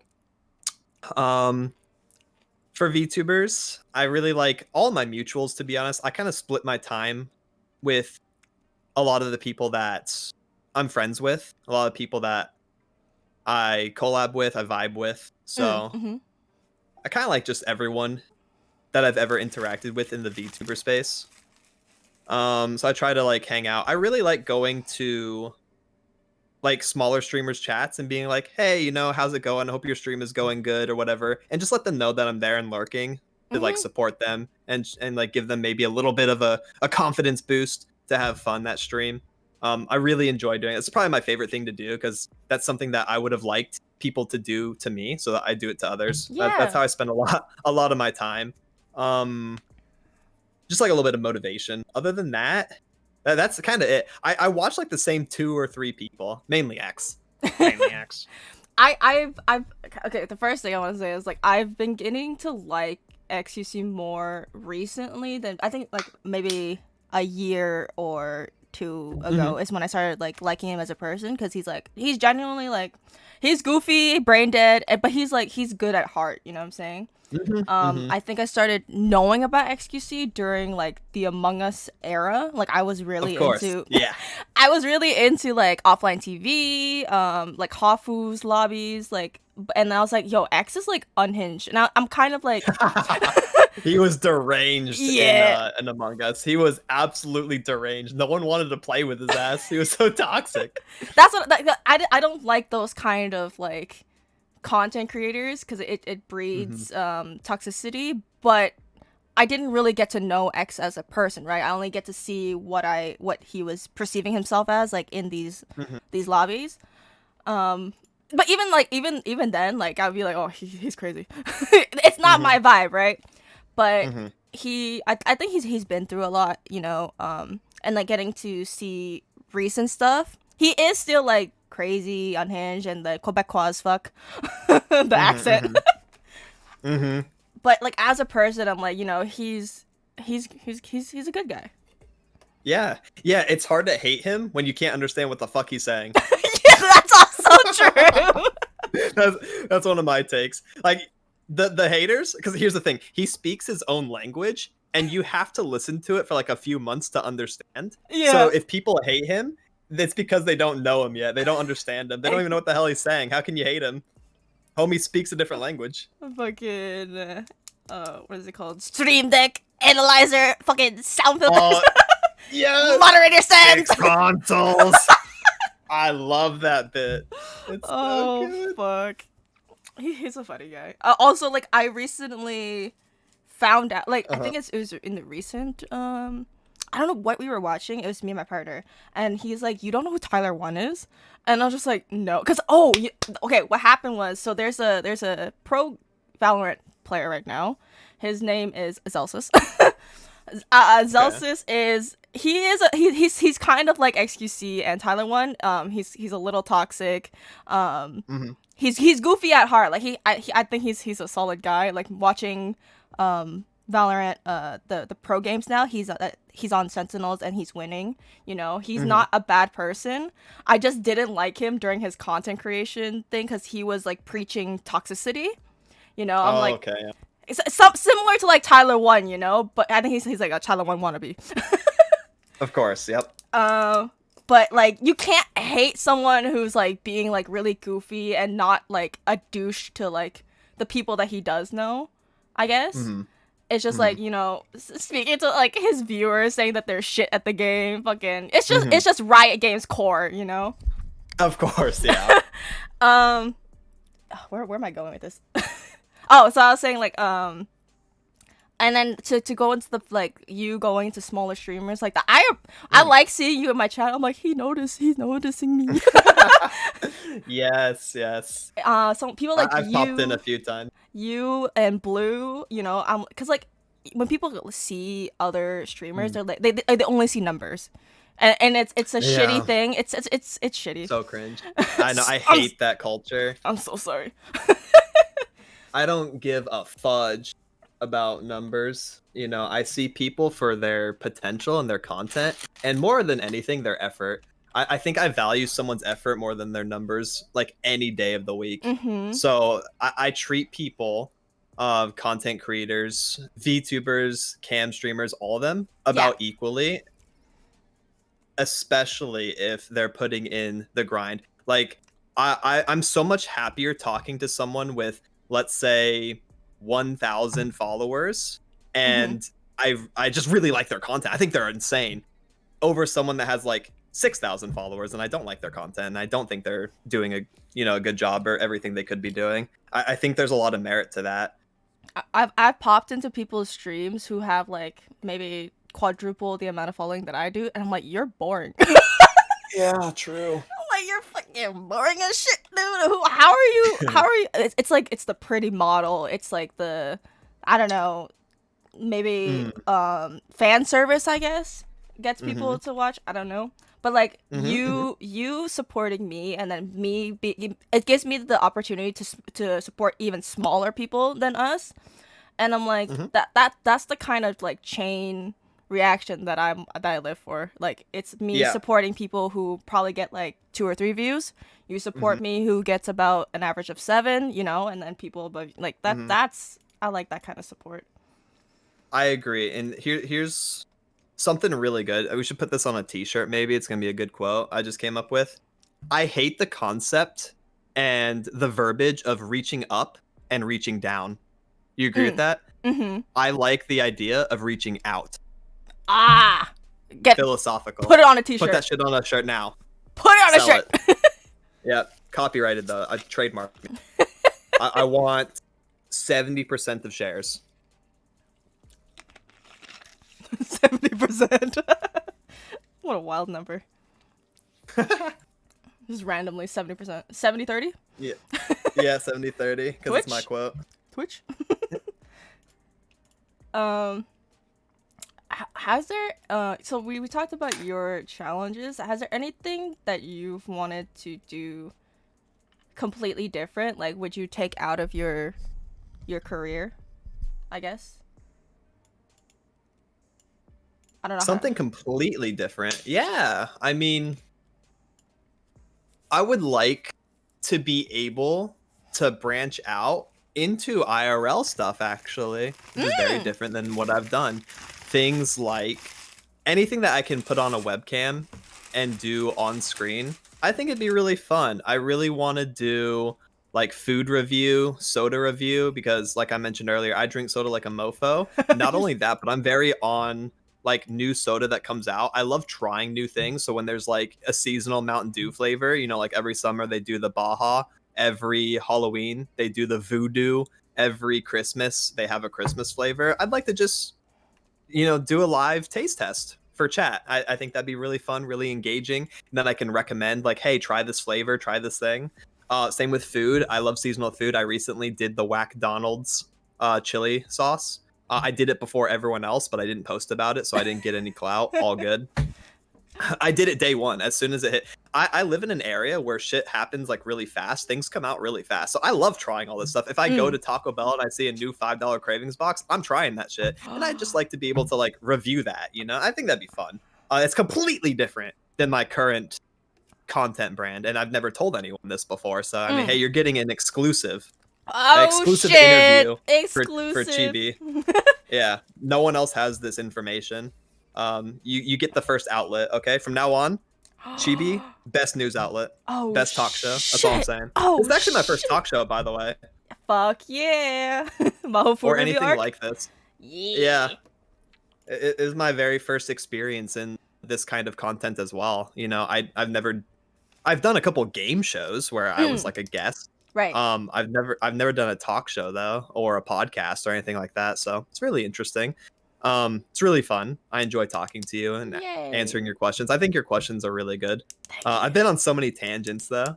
I feel like I'm a bad guest. No. That's how I like the show. So when I pitched it to people, so this used to be a way different like layout. We would play a game together and I would ask people questions to get to know them, but sometimes we choose a game that's very high energy, high paced, right? So we weren't pumping out questions, and I'm like, how do I make this better?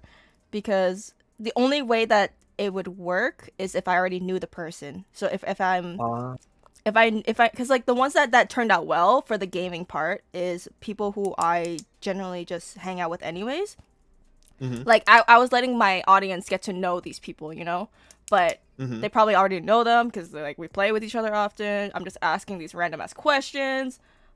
There was a part where I cut out a lot of questions because I thought that I was making somebody like I was afraid of making people uncomfortable, like with Right. relationship questions or like they weren't too personal, but I was like I made people. I told them like straight up like if you don't want to answer a question, you tell me right away. Mm-hmm, mm-hmm. I always wanted to do it this way where we both sit at a table like you know the Iron Mouse kind of her talk show is kind of like this. Mm-hmm, mm-hmm, mm-hmm. But I was afraid that my guests would get bored.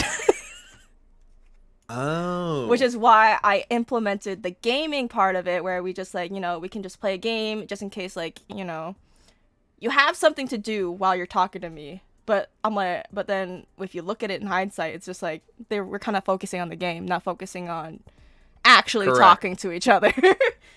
Yeah, no, I like this better. I think this format's really good. If I can imagine there would be some root like some stale air or like some like like it gets boring Right, sometimes, but I right. think that would actually I don't know if that would be like the topic or if that's on you or if that's on the guest. I That's would what actually say that that might just be a bad guest, Not to toot my own horn, but I could talk for hours. that's what I'm Um saying too. I just think that I so was in a very insecure mhm, point for like mhm, I was also like very insecure with my content creation. I think recently it's gotten a little bit better thanks to all mhm, the cool people out there. mhm, It's because I would stream to myself and I would talk to myself and I'd be like, I'd stop talking to myself, like I said before. You mhm, know, I would want to mhm, stream, but having no one to talk to, it's kind of like, you know, you just sit there in silence playing a mhm, game. mhm, mhm. So that's why I'm saying everything is a learning curve. You know, I had a great time with the ones that I've done before, but like from now on, if I do it like this, I think it'd be better for the guest and then better Mhm. for me to learn how to um talk to people, you know. Mhm. Mhm. Mhm. You're a good interviewer if you want to treat it like that. I would say you're really good at it, and I like the research that you put in as well. Have you ever heard of a guy named Nardwar? I don't think I have. I would okay, so this is the only reason I know this is because of XQC.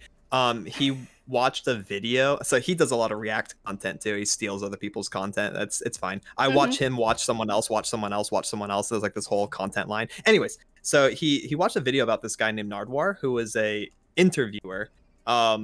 And he's kind of like really goofy. He's really eccentric, but that's not the selling point.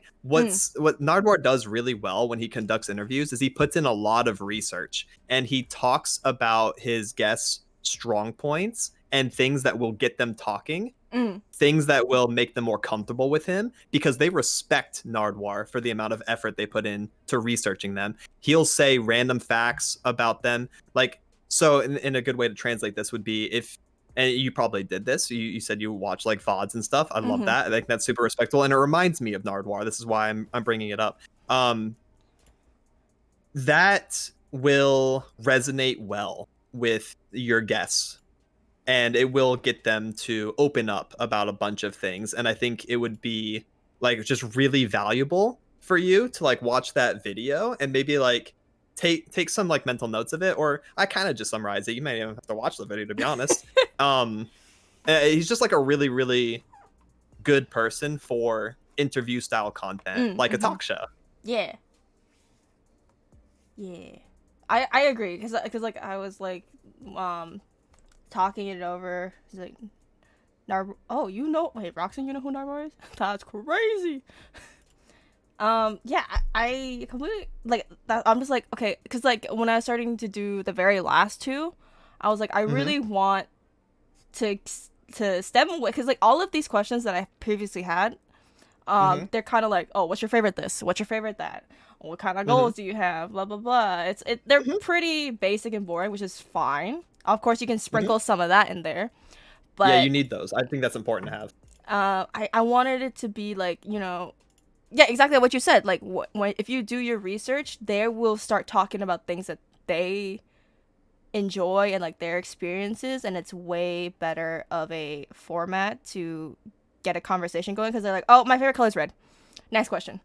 Oh, I like to Mm-hmm. eat Italian food. Okay, like Mm-hmm. it's there's it's kind of dry. Yeah.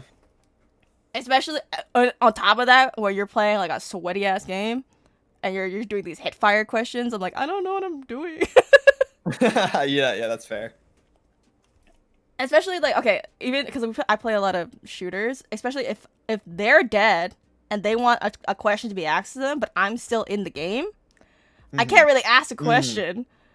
Yeah, yeah, that's awkward. So I fumbled the bag, but it's okay. I learned. It's all good. You also have to have like a guest that's willing to work with you and willing to compromise on like topics and stuff. It is like Mhm. a social thing at the end of the day, right? Right. Um and like you don't know too much about card game. That's fine. I can talk about Valorant, CS, like we find mutual topics, common ground. I think that's really important Mm. on an interviewer side. It's pretty easy for me to do because I just like conversation. So like as a guest, it's easy to do. But Right. I think that'd be like another good one.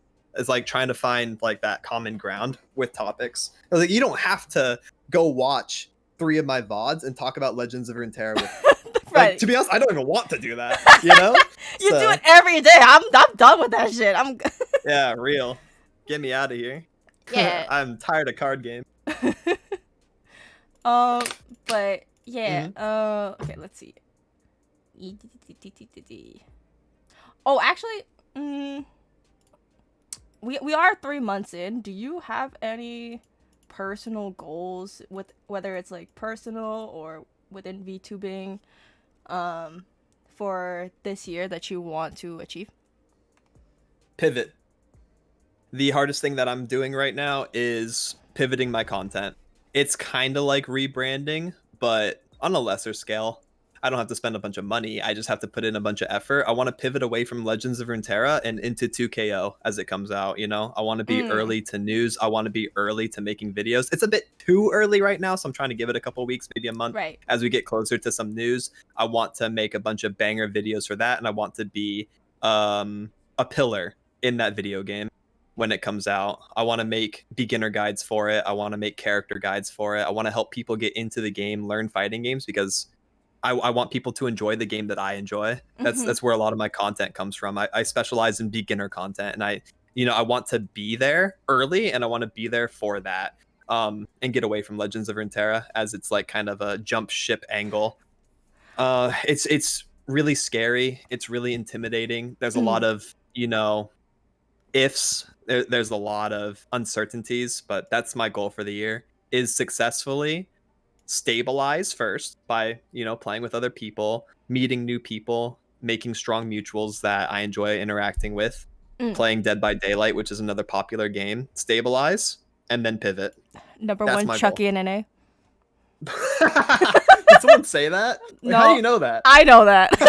I did my research. Call me Hey, there we Nardwar. go. See, it's Nardwar. Nardwar Gaming. Yep, number one Chucky NA I incoming. don't know. I saw that clip where you said that you resonated with Chucky, and I'm kind of scared. I don't be scared. I don't You, know. don't, hey, you got any kitchen knives around? I'm just curious if you like collect or like if you No, I got no knives. I got butter knives. butter knife. I can't do much with butter knives. I got plastic knives. Plastic knives. I mean, if you I snap don't that know. sucker, you can still shank me. It's Yeah, yeah. Make a shank out prison shank style. Yeah. what was I gonna get into? I mean, like it's that game is nothing. Like I feel like with like League and stuff, like or any Riot game, you'll always come back. I feel like you would never. You sound like William Afton. What the hell? I always come back. I feel like you would Yep. never like give up on. Of course, you are gonna be pivoting away from it, but I think that it's like a comfort game for you.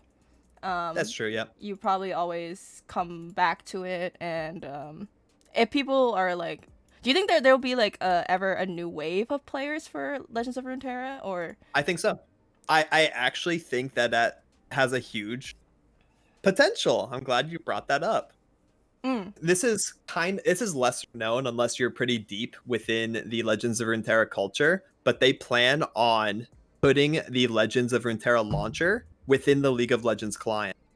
Okay. Now, if that sounds crazy, it is, because a lot of people will be on League of. Here's the biggest issue with Legends of Runeterra. I'm not going to turn this into like a 2-hour rant because I very much could, and this has been a very hot topic in lore for the past couple months. Right. I'm going to give you the bare bones, minimal that I can here, so I don't bore everyone either. Legends of Runeterra has a really bad issue of advertising. People that play League of Legends don't even know the game exists. A lot of Right. my League of Legends mutuals still don't know the game exists, and it's been out for 4 years. Right. That's a problem. That's really fucking bad, isn't it, for your company? So, one of the things they could have done from the very beginning was put the launcher in the League client right next to Teamfight Tactics. That would Right. obviously increase the player base. That would obviously increase the growth because they need more eyes on the game. Mm. So, hey, I think that'll happen. So, what they are doing right now, and I have a little bit of insider knowledge, and I have a little bit of, I know like their decision or like their merits and why they're doing it. So, they're pulling a lot of funding away from the game, putting it basically as a PvE focus, and then advertising it as that. As like, oh, this is going to be a fun side adventure for League of Legends players. Go play PvE. And while they're pulling the funding away from it, making it easier to monetize, they're going to increase the player base, and then have basically a low effort, high income comparatively little situation. So if they don't have to spend a whole bunch on cosmetics and a whole bunch on technology for the game, but people are joining and buying what there is, they're going to be very happy with that result. So that's basically where lore is going to go. However, again, I think there's going to be a lot of players that join the game, new players, a whole new wave, because they're going to be League of Legends players, and they're going to be like, I don't really want to play PvE. I want to see the PvP half of the game. That's where I'm going to be, because I'm still making content for the game, and I'm going to be there for them when this change happens. It's going to be maybe next couple months, and hey, maybe that will self-stabilize me. That's one of those ifs that is like kind of up in the air. Right. If and when they do that, hey, I'll be there to capitalize because I'm still playing the game. Because like you said, it is a comfort game. It's still my favorite game, and I still want to make content for the game. And I think my presence in the game is needed. It's very necessary because there's no one else that makes beginner content at all.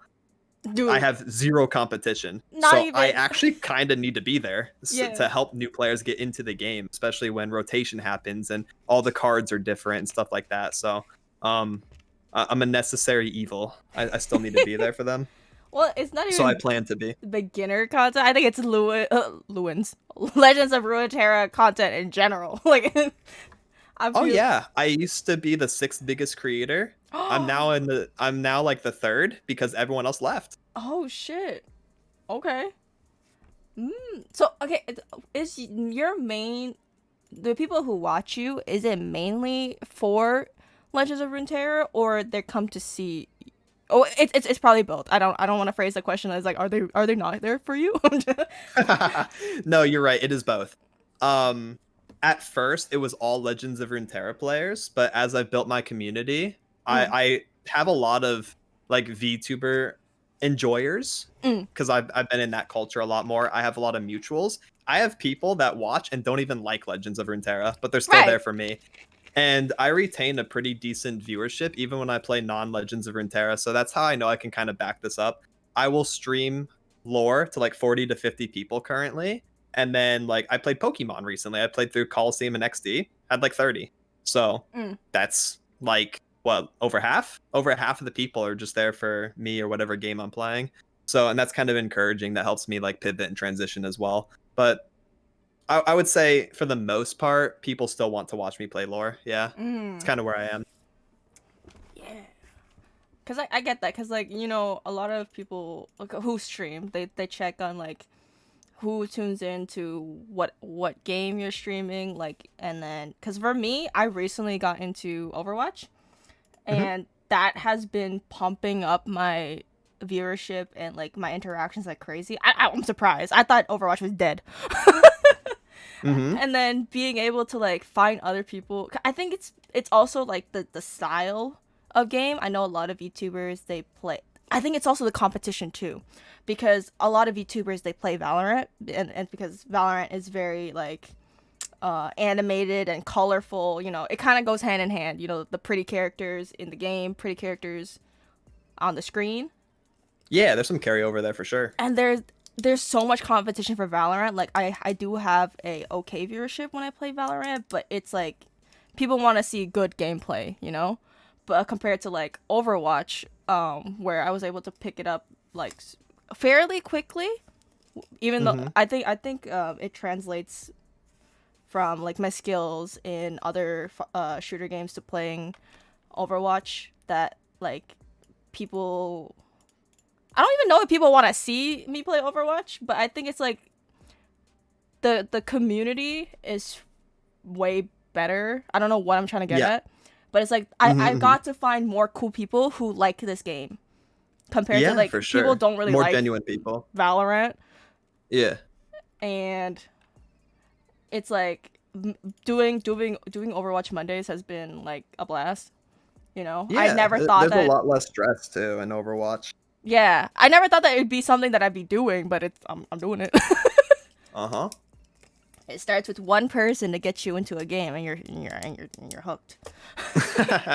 Yeah, pretty true. Hey, did you see that all the heroes are going to be free soon? I think that was just announced today. There's no more battle pass heroes. All the current ones that people don't have unlocked. All the future characters unlocked. Say less, because I've Yeah, only that's good unlocked one news. of them. Yeah, yeah. Everyone's going to be unlocked. I just read that when I woke up. Oh shit! I okay. Yesterday in the customs, I played the 6v6 for the first time. Oh, I don't know why they took it out. That shit was so much fun. Hmm. It's so chaotic, but I think even watching a 6v6 is way more interesting and fun. I don't know why games like they like the 5v5. Hate it. I I hate it, dude. This could be another 2-hour rant on God. Um Overwatch 1 to Overwatch 2 is a massive downgrade. I I know. don't like the 5v5 format. I think like a lot of people stemmed away from Overwatch because of that, and they were promised what was it PV what was it? PvE. Yeah, PVE? they were promised like the hero missions. That did not pan out. Yeah, and I kind of I'm single handedly saving fucking Blizzard right now by making all these VTubers play Overwatch. I'm just kidding. Yeah, for real. Hey, you do Overwatch Monday? What time? At 7 p.m. on 7 Mondays. p.m. EST? EST. Hey, yo, you want a collab? You want to swing by one? So I'm not sure if I'm doing one next week. It might be like 2 weeks from now because I'm going on a trip next Wednesday to next Thursday. The week after Oh, Thursday. I'm going to okay. Anime Sheesh. Boston. Yo, that sounds fun. This is Yeah, have a good trip. That's cool. Chibulor. Immersion break. I'm Yeah, going to a con. let's go. You gonna cosplay? I am. Okay, I was gonna. I don't know if I wanted to ask, and I didn't see the question, but I'll ask the convention question after I answer that.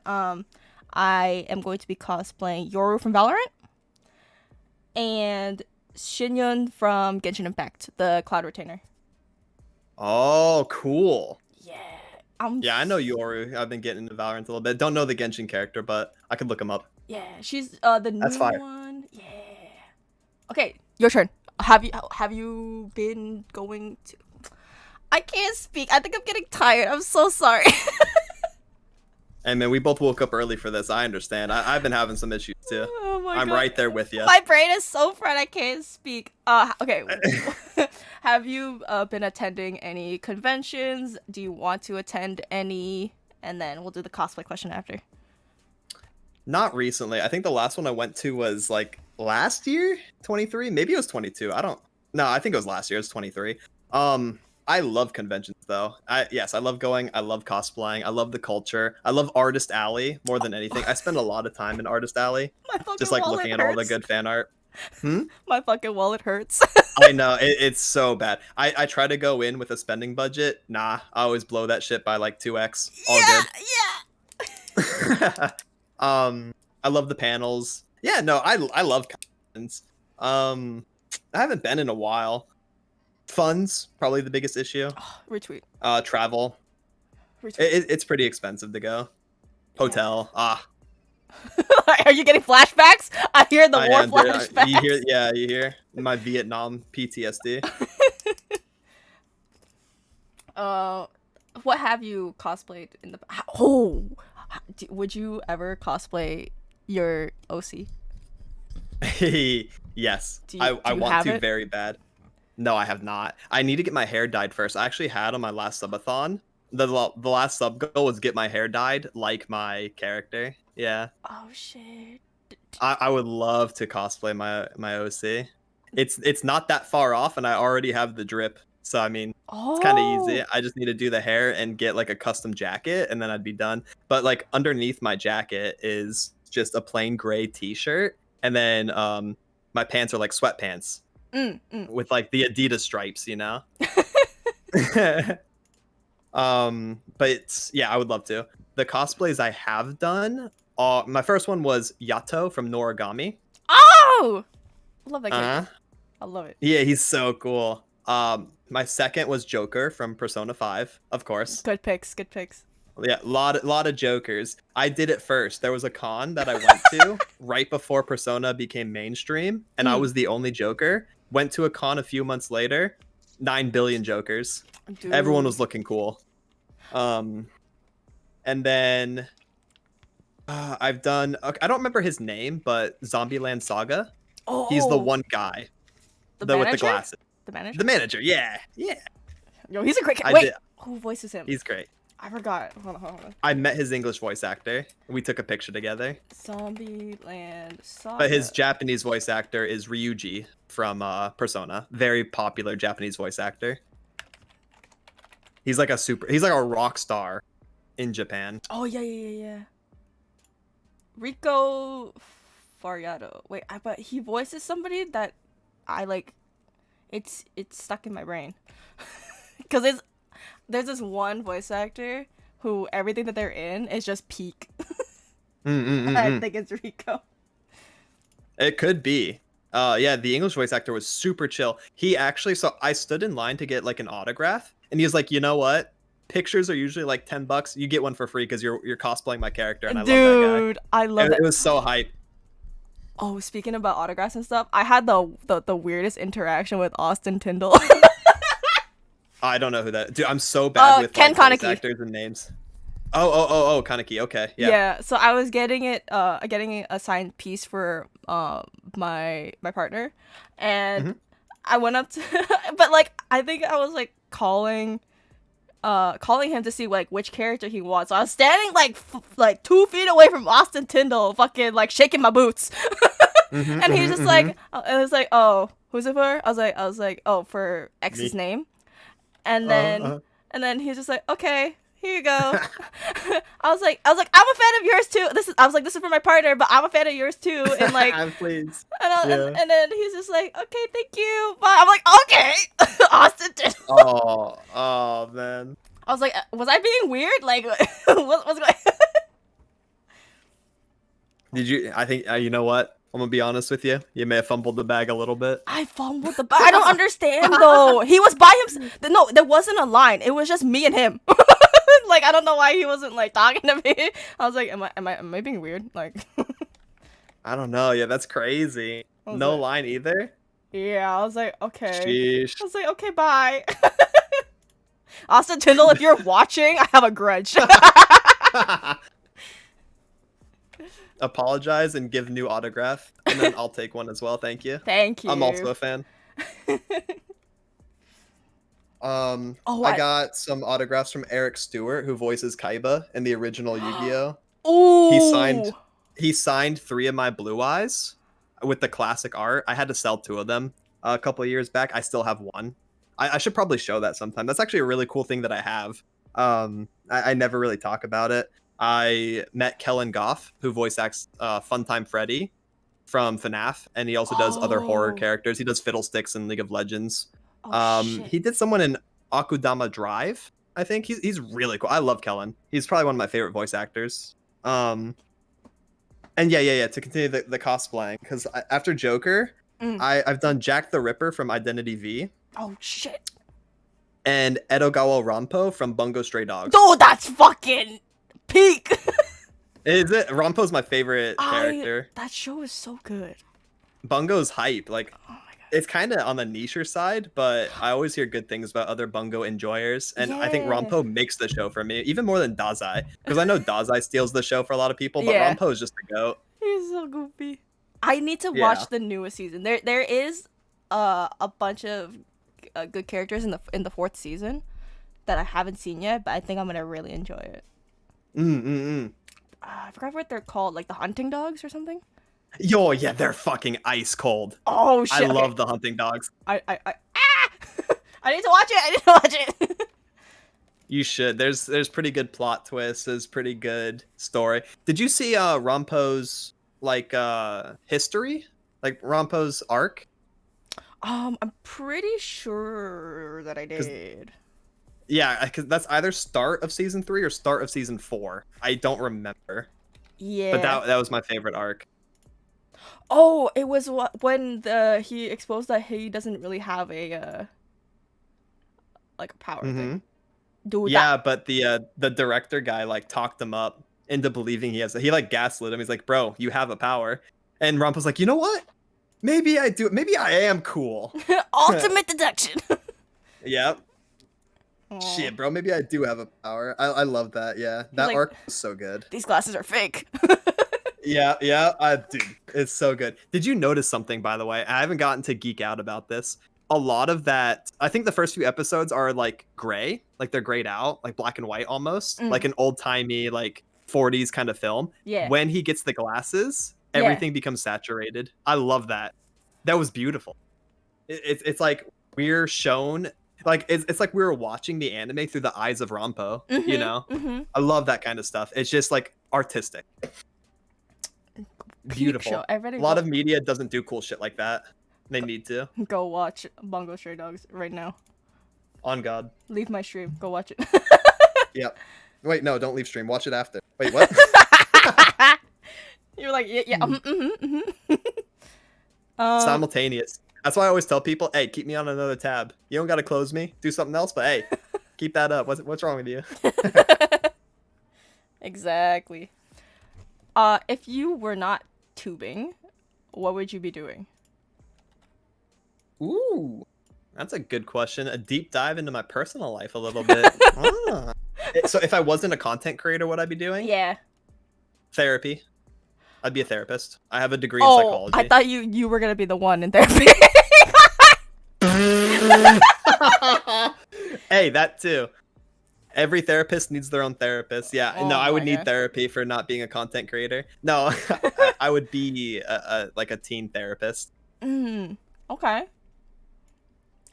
No, because when I quit my job, they're like, "Oh, what are you gonna do next?" I was like, "Therapy." I said I was gonna go to therapy because you guys drive me crazy. Yeah. Oh, I love that. And they're like, "No, for real." I'm like, "I need therapy after fucking working with you guys. Seriously." That's originally the field that I wanted to go in. So I graduated college in 2019. I only got a bachelor's in psychology. I was going to pursue more, but I was trying to see what connections I have, and I had pretty good connections to the medical field and to psychology. Huh? Are we the same age? Freaking maybe. I also graduated in 19. Are you old? I'm in the middle. I'm like, okay, I'm 28. Oh, okay. Oh, maybe. Okay, I graduated my undergraduate in 19. I'm like 4 years younger than you. Yeah. Okay. Yeah. I'm grandpa. I know. No, it's okay. I have one grandpa. I'm gonna cry. His name is Jaku. Just kidding. Yeah, I'll put him on blast. Is he older than me? Yeah. Yeah. Let's go. I'm still hip. Baby. I'm still hip. Yeah, I would do something in the field of psychology. I had connections in 2020 and then COVID happened. All the connections fell through. No one was hiring. I said, okay, I guess I'll just stream. I'll keep pursuing this. And then I kind of just didn't stop streaming. So here I am. Dude, same. Except I'm not making any money. Here's a surprise, right? You want to know the plot twist? I'm not making money either. Yes. There might be a common misconception, but streamers of my size also do not make money. No, none of us make money. None of us. No I one makes money. even My homie Hikaru, who has like I think 12,000, no, maybe 15,000 followers now, streams like 200 people. He barely makes money either. dude, corporate VTubers also don't make money. That's what I've heard, especially with their contracts. They eat half of it. Like fuck, And then no one makes money. YouTube takes part of it, and then Yeah, Apple takes part of it, and then fucking they're left with yeah, $2. yeah. Here's a really sad realization for those of you who want to get into content creating. It is not about the money. You are not going to make shit. That is just the sad reality. If you're in it for the money, you get out now. It's not worth.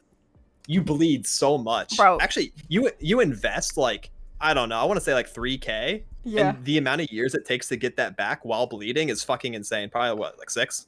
Oh fuck. It's fucked, brother. Bro. You are not making money in this field. Even Ira Mouse isn't making money. All her money goes to like her medicine. That's true. Yeah, I heard about that. It's tragic. I know. I hate that for her, but I'm happy that she's in a successful position where they're like, able to try things. Mm-hmm. I love that for her. She's very talented. We love Ira Mouse in this household. Yeah, I like Connor. Connor's great. Their dynamic is fantastic. The I biggest like shit that. posters on the planet. You know what though? Like I think that I'm very happy that I think there will always be people who will ship them, but I'm glad that we're past the point of like, oh, guy and girl, they can't be friends. Mm-hmm. They're definitely like together, you know? Mm-hmm. Mm-hmm. I don't know. I enjoy that she has somebody like Connor to support her and like bring her to these events and like buy her cinnamon roll. True. Those are my favorite like pieces of content. Is Connor has his like camera on, he's just walking around Tokyo, and she's Cinnamon like, roll! "Hey, I see a cinema roll in the window." He's like, "Fuck!" I was trying to hide it. Yeah, I love that shit. It's so good. Let's go. Let's do another weird question. Is what is your favorite conspiracy theory? Oh, good heavens! You're gonna get me canceled. Oh shit! wait. What? Okay, craziest conspiracy. Okay, so aliens existing is not a conspiracy theory, right? Aliens 100% exist. That's just a fact. Yeah. Okay, what else? Let's see. Yeah, let me not do anything crazy. Let's do Mandela effect, ascension theory, timelines, alternate universes colliding, Mayan calendar of 2012, right? That kind of shit. I believe in all that shit. It's 100% true. So basically what I subscribe to is, and this plays into the Mandela effect, Berenstain Bears, all that bullshit. Everyone's heard all this. Yeah. I love it. It's so funny, and I know this to be true. So, all right, here's my theory. Here's my conspiracy theory. Okay. Right? Okay. Here's what happened. Do you remember the Mayan calendar scare of 2012, where everyone's like, the world's gonna end, and then it didn't? Oh, what year? 2012. I was in high school. Yeah. Everyone's like, oh, the Mayan calendar ends 2012. Oh, world's gonna explode. I think they made a movie about it too. There's like a Cataclysm movie about 2012. Okay, so here's what happened. Our world did not end in 2012. However, our world as we know it did. In 2012, I believe that multiple timelines / universes collided and kind of intermingled. So this is why we see things like, oh, before 2012, some Berenstain Bears, like those kind of arguments really come to fruition after 2012. That's when we see a lot of it, a lot of talks about it. And it's really, really weird how it kind of all lines up. So also a little like side point for this, has time felt the same since 2012? For me personally, and I've talked to a lot of people about this, since 2012, I feel like time has sped up. Like time is not exactly the same as we knew it, I haven't felt like, I feel like pre-2012 is such a different life for me than post-2012, and I feel like that's what happened. I feel like some crazy dimensional shift happened, and we get like all kinds of weird stuff. There's a really good word for it, and I can't remember off the top of my head. Like, time is not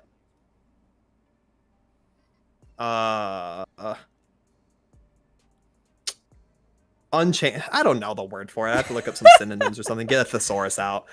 But yeah, that's one of the things that I like believe in as a conspiracy theory. I like timeline stuff.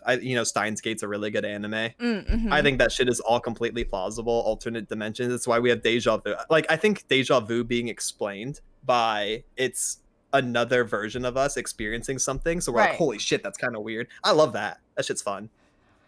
Yeah, I always whenever like something like with my mom Yeah. and she says something that I clearly vividly remember, I'm like, I switch universes. I'm in a different universe. It happened in the other one. I'm like On God, yeah. for sure that it happened. I'm like, are you gaslighting me or did I shift universes? Whenever like something happened that I Mm-hmm, clearly mm-hmm. vividly remember and like it didn't actually happen, or so they say. I'm like, yeah, Mm-hmm. I just shifted. It's fine. It's fine. Exactly. No, but I also agree. It's just like okay for the Mandela effect stuff. I feel like those things, especially with technology, it can possibly like be debunked.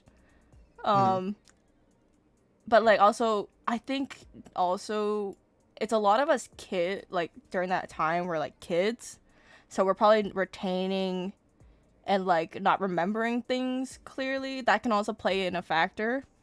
Um, Mm-hmm. I'm not really sure. I was gonna say that my favorite conspiracy theory is that Trisha Paytas said that gravity is invented. Ooh. It's That not. that's a crazy one, She yeah. said, she said that Sir Isaac Newton discovered gravity.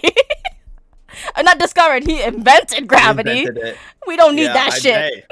Yeah, no, Sir Isaac Newton was an inventor. Wait a minute. I think she's on to something.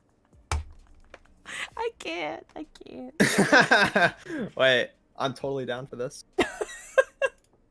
I remember that. Oh my god, yeah. But I do think that like cuz like there's infinite for me, I'm a believer in infinite possibilities. Like there's no shot that there isn't other dimensions and fucking Hmm.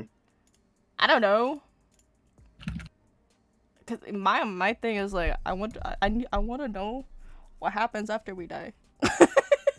Yeah, that's Wait, fair. do you have a That's like conspiracy on what happens after death? what? On like No. no. That's like an age-old question though. That's something like we've always wanted a concrete answer to. It's so hard though. Someone who suffers from existential crisis. I need to know. I, Yeah. I I mean, need. I truly hope cuz this like causes dread in me. I sincerely hope it's not just non-existence or like darkness, you know? Yeah, Like the thinking about not existing is so scary to me. dude. That's what I'm saying. That's what I mean. Like I'm chronically like in fear of dying. Mhm. Do you have any weird like phobias? Oh yeah. I have a weird phobia. Is it normal or weird? Okay, what's your weird phobia? I've never heard anyone else have it, but I've heard that I'm validated in having it. I don't like being constricted. So like it's kind of like a subtext of claustrophobia. Mm, So I know claustrophobia is super normal. However, I'm not claustrophobic. If you put a claustrophobic person inside of an elevator and yeah, the elevator stops working, they're yeah, going to they're going to freak out. Me, right, I'll just lay on the ground and be like, "Okay, help's going to come in 20 minutes, no problem." I don't care. right. Now, me being constricted and not being able to move my limbs creates this insane fear in me, and I hate it. I can't sleep with like weighted blankets. I can't sleep with anything Oh, constricting. I need to be able to move my limbs at all times. If I'm in like a tight space, sure, that's fine as long as I have access to my limbs. If I'm in a tight space and I can't move my arms outwards, I'm mm. going to freak out, like actual panic attack. Have you I don't know if there's a word for it. have you had sleep paralysis? Mm, very rarely. I think I've had like sleep paralysis a couple times recently, funnily enough, but before Oh, that, like almost never. damn. Is that like something that strikes your fear when you're in Not it? really. So No, actually. I kind of just like I treat that as like a nightmare with extra steps. extra steps. Oh, okay, okay. No, I for me it's not a fear. It's like an ick thing. Like Mhm. I'm like sometimes when I'm like I think it's just like a comfortability thing. Cause sometimes like if I'm cuddling and I'm like, you're on me for too long. Like Uh, I need you to let go. I mm-hmm, feel mm-hmm, constricted sometimes, mm-hmm. and like that's why this is TMI. But you know what? I'm not gonna say it. Hey, yo, what is it? I was like, I sleep naked. Oh, okay. Cause No, that's reasonable. the clothes it's you feel more relaxed and the clothes feel Mm-hmm, like a little constricting. For me, it's just mm-hmm, like an ick thing. It's not like a fear thing. But I can mm-hmm. I that's why I'm like Personal preference. I understand how you could be like, if you were like in a straight jacket. Yeah. Oh, hell nah. Hell nah. That's like, yeah, that's probably the worst thing that could ever happen to me. That and buried alive. Fuck being buried alive. Oh my god. For the same reason, I can't move my limbs if I'm in a Yeah. coffin. Oh Hell fuck. nah. Oh okay. I'm scared. Right. Also, fuck the ocean. I don't want to be Oh. stranded in the ocean. Fuck that place. Okay. That's a question on here. It's like, are you more terrified of outer space or the deep sea? Fuck. Both. Ah. I don't want to get lost in space either. Both are Ugh. terrifying. It's scary. But like, Yeah. I feel like it's easier to be afraid of the deep sea because you live on Hmm. the earth and like you don't know what the fuck like what if one That's day true. Cthulhu decides to fucking Uh-huh. rise? Yeah, it's easier to imagine too You because of the same reason. you're Like, fucked. yeah, no, you are. You really are. And not in the good way by Cthulhu Daddy, Oh. unfortunately. Oh.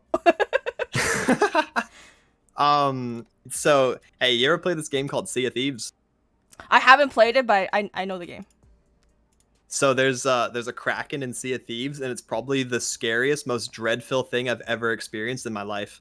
It is the worst possible thing, and it triggers this fear. This is how I know I'm afraid of the ocean and stuff like that. Because when you play Sea of Thieves, you're just like sailing around, la di da, and then all of a sudden your ship like stops. You hear creaking, and then you just see the water below you turn all black. Oh my fuck. It's just oh my god, I sit there, I get the chills, I start cold sweating, I start getting nauseous. Okay, and I've been called soy, I've been called a pussy for this, but I'm genuinely like just filled with dread when it happens. So I stopped playing the Mm-mm. not because of this, I did stop playing though. But every time it happened, I have to like turn my mic down and I have to stay below deck and just let everyone else deal with it because I can't come up. If I try, I have to like squint. It's really terrifying. The way they went about putting it in the game is just, I would say, evil. I think I should sue them. There's probably some irreparable damage to my mental Oh no. from that fucking kraken. And falling in the water and only seeing black and Mm. knowing that it's right below you. Hell nah. Hell nah. Oh, I have like this fear sometimes, like when I'm flying over the ocean. I'm Mm-hmm. like, what if it just goes down? I'm in the Yeah. middle of the fucking ocean. Like, okay, I don't know. Okay, so with like planes and stuff, I feel like it'd be safer for you to land in water than land, like obviously crashing on land. Of course, yeah. But I'm like, what's the probability Is of it you any better? surviving it though? Yeah, yeah, yeah. I mean, what, crash landing into water? Yeah, Not high. I think you're almost equally as dead. that's what I'm saying. I'm like, I know that's better because it's like squishy. It's not squishy, but like you can. There's some bounce back. I guess I think Yeah, I don't know how yeah. planes work. You gotta get out the aerodynamics book. But like, yeah, you know how like they have the pamphlet, right? And it says like if it lands on the water, there's like the slides and like you have life preservers. I'm like, will you even live the landing? I Mm-hmm. don't know. I'm scared. Mm-hmm. Mm-hmm. I'm like, I trust planes, but the amount of people who like plane crashes, it's a real thing. Yeah, true. That's very reasonable. Freaky. Mm-hmm. Spoopy. Spoopy.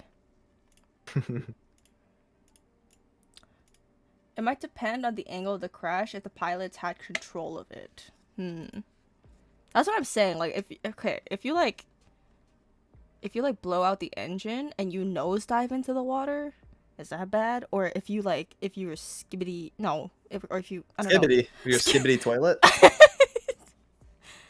Like you know what? I'm good.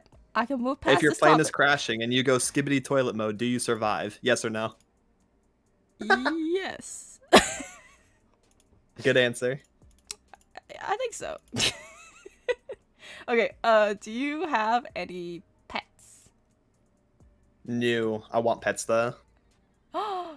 Thank you, Vale, for subscribing. Thank you. What Hi, kind of Val. pets do you would you like? Uh, I want a bat. I want a Interesting. baby bat.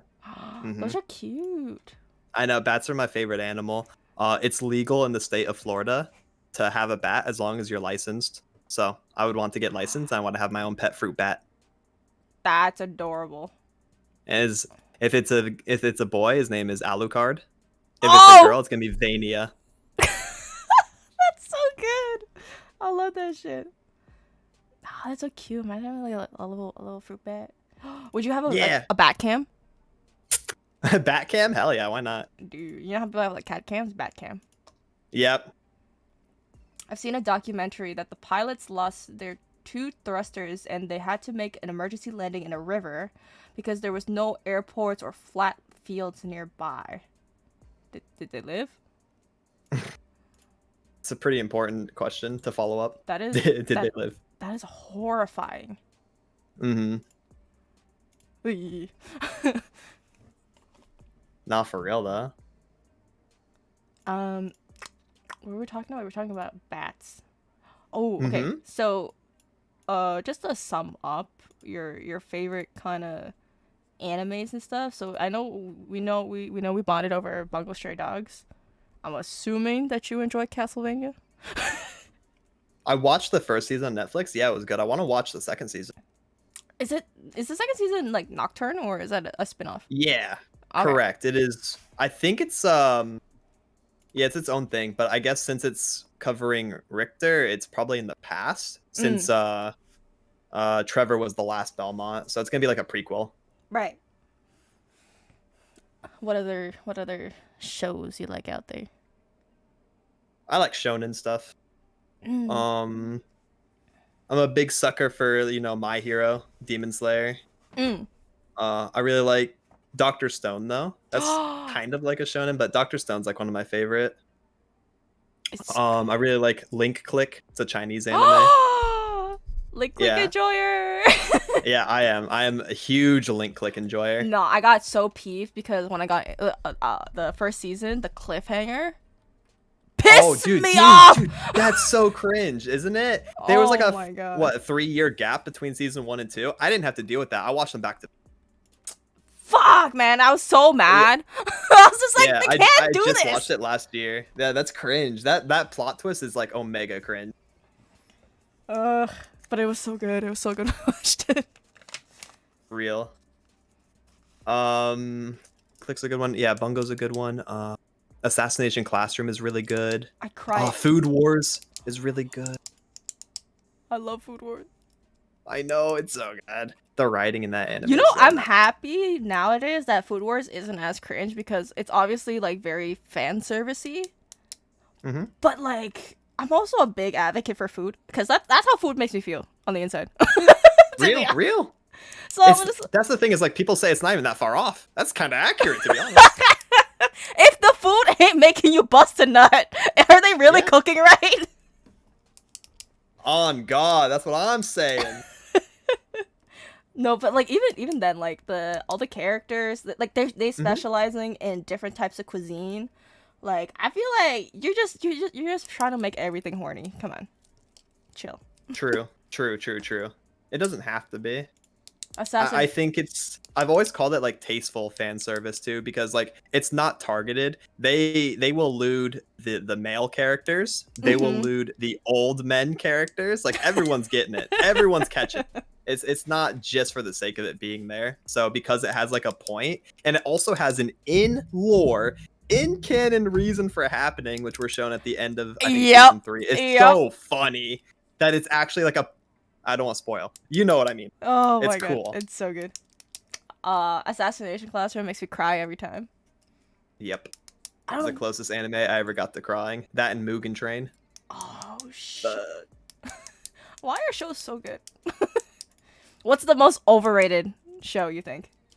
Oh god. Oh god. Oh Yeah, god. you're gonna get flamed for this Fuck. one. You're gonna get flamed for this one. Pick All right. wisely. I am known as like a couple things biggest hater. Yeah. One of them would be Cyberpunk Edge Runners. Oh. I'm Cyberpunk's biggest hater, probably. I didn't get to finish it. It's not really worth finishing. It's actually the ending's the worst part. Fuck. I think I think I'm not the biggest hater of Hunter x Hunter, but I do think it's overrated. Okay. What other show? You know what's a big letdown? Jujutsu Kaisen is a what? Oh, the biggest letdown was Platinum End. What is that? It's the spin-off, or it's from the no, it's not a spin-off. Sorry, it has nothing to do with it. It's from the same creators as Death Note. Oh, okay. And Death Note was such a banger that everyone thought Platinum End was gonna be fire. And the first episode came out, and everybody was like, "What the fuck is this shit?" Yeah, instantly hell nah. Just stop right there before the ending, LMAO. True, just stop. Just don't watch Cyberpunk to the end. Oh, Low-key. no. The last 2 episodes are just retcon Deus Ex Machina shit show. Back to the Jujutsu Kaisen. So I don't undermine that shit is it's a good show. I just think it's also overhyped. Yeah, it is. Like the characters Very are much. good. That's exactly my take. Yep. The characters are good. The story's good. It's just like, why is this the best thing you've ever seen? It's not. I feel like it's also people who just didn't grow up on like fucking Naruto. What else has the same fucking three? They all these shows have a fucking sensei with these 3 fucking disciples in a school setting. I mean, yeah, it is an overused formula. And then fucking it's 2 dueling guys and then one the token girl character. Yeah. Thoughts on the Zero? What's the Zero movie? The freaking what? Thoughts on the Zero movie? Oh, Jujutsu Kaisen 0. Oh, that shit was peak though. Yeah, that was the best Jujutsu Kaisen was and probably will be. That movie was really good. The pacing was great. Yeah, finally good characters. I was like, why is the movie better than the show? Yeah, it was. Dude. Like, I don't know. I completely agree with you. Season 1 was like such a 6 or a 7, and the movie was finally a 10. I was so happy. I love the movie. Oh fuck. Because like I love everything about Jujutsu Kaisen. I just hate how much it was like hyped up as the best thing ever, especially being someone who's grown up and like based their entire fucking personality on Naruto. True, me too. When there's so many parallels to it, I'm just like, I don't see the hype. Uh-huh. I'm like, Gojo's hot, but he's like him or Kakashi, bitch. Kakashi every day of the week. What? That's like not even a challenge. Kakashi's goated. I get so flamed for like my takes on Jujutsu Kaisen. Don't worry, I'm pulling a lot of punches. I'd get flamed more. I have a lot of takes about Jujutsu Kaisen. And I always preface this by, it's a good show. It's just, you know. Oh, see, here's the difference. I would say that show sucks, but difference in how you start a conversation. Depends on how heated I am too. I like the show. It's just like, I don't know what it is. I've never gotten past the point where they introduced Nanami. And I think that says a lot about the pacing of the show, I guess, maybe? I don't know. I don't really know. I really like that word. The pacing is one of the biggest issues. You think so? Yeah. Oh, you know. Especially for season 1. Speaking about pacing, have you read Solo Leveling? Mm-mm. Okay, I heard the manhwa is so good, but I've been watching the anime with my partner, and it's garbage. Absolute Really? hot trash. That's so sad. But I heard like the story is like super good. It's just everything about it I don't fucking get. And on top of that, like a lot of shows right now are like in that Adventurers Guild kind of like I've been watching a lot of like adventurers anime. Sure, yeah. Yeah, so it all bleeds into each other. And like some of them are good, some of them are not. And then especially the fact that he's like overpowered for no fucking reason. Hmm. That too is another trope that I'm hating in anime recently. It's just like every main character has some fucking cracked ass power for what? Right. There's no uphill battle anymore. It's just they go in and one tap them. Saw a single clip. Would you say it's like SAO? Solo leveling? I feel like okay, SAO. I feel like they get a lot of hate because of how fire the first season was. Like the other ones weren't as bad, but it's just like if you put straight heat and then a bunch of garbage after it, sort of True. online. Okay. Yeah. Yeah. I I don't agree with know. that take. I don't for solo leveling. I'm not sure if it's similar to Sword Art Online. The only problem you know what I would compare it to be honest, I would compare it to Black Clover, because Hmm. he was like a so not to spoil, right? I'm covering my ears. Cover your ears, not to spoil. No, I'm just saying. No, you're gonna see it in the show. It's not like a big spoiler that he's a scrawny little kid, and all of a sudden he's just a different person. His balls dropped. He has a bunch of superpowers for some fucking reason, Mm-hmm. and it's just like, why? Why is he like that? There was no character development anywhere. I didn't see it. You're getting unhinged, Chibi. I think we did a carry on. I like unhinged chibi. Oh, I'm no. so unhinged when it comes to my takes too. Oh my god. Um. Okay. Oh, this is a good one. If you were to have since we're talking about overpoweredness, if you were to have Sure. a superpower, what would it be? IRL. Yeah, in real life. Okay. So I'm not in I'm not like in a world where I need to go kill the demon lord. Awesome. Okay. Probably I'm lazy as fuck, all right? Teleportation. Yep. Okay. Yep. Since we got the basic bitch answer that everyone gives, if you're to fight the Demon King, Ah, shit. I'd probably want to be I'd want just really, really strong magic. You know, I want to be arcane caster. So I'm gonna be a spellcaster if I need to fight in an isekai or something like that. Mhm. I'm gonna be a beast. I have really fun answers though, if you want to talk about that instead, because I do have a very basic bitch answer. However, I have another layer. Oh, I have okay. another really good layer. Dude. This is a cool conversation I never talk about with anyone. Dude, you have like 9 different exclusives, by the way. This session. So I really like the concept of a non-world breaking power. What would that be? So you know, like teleportation, time travel, mind reading, all this shit kind of breaks the fundamentals of our world. Right. And you'd just be way too crazy. It's just not fair. It's not balanced. So what about a balanced power? I have 2 that are actually really interesting. And they're basically just quality of life. So here's the power I'd pick. When I'm driving, every light within a 1 mile radius of me is green.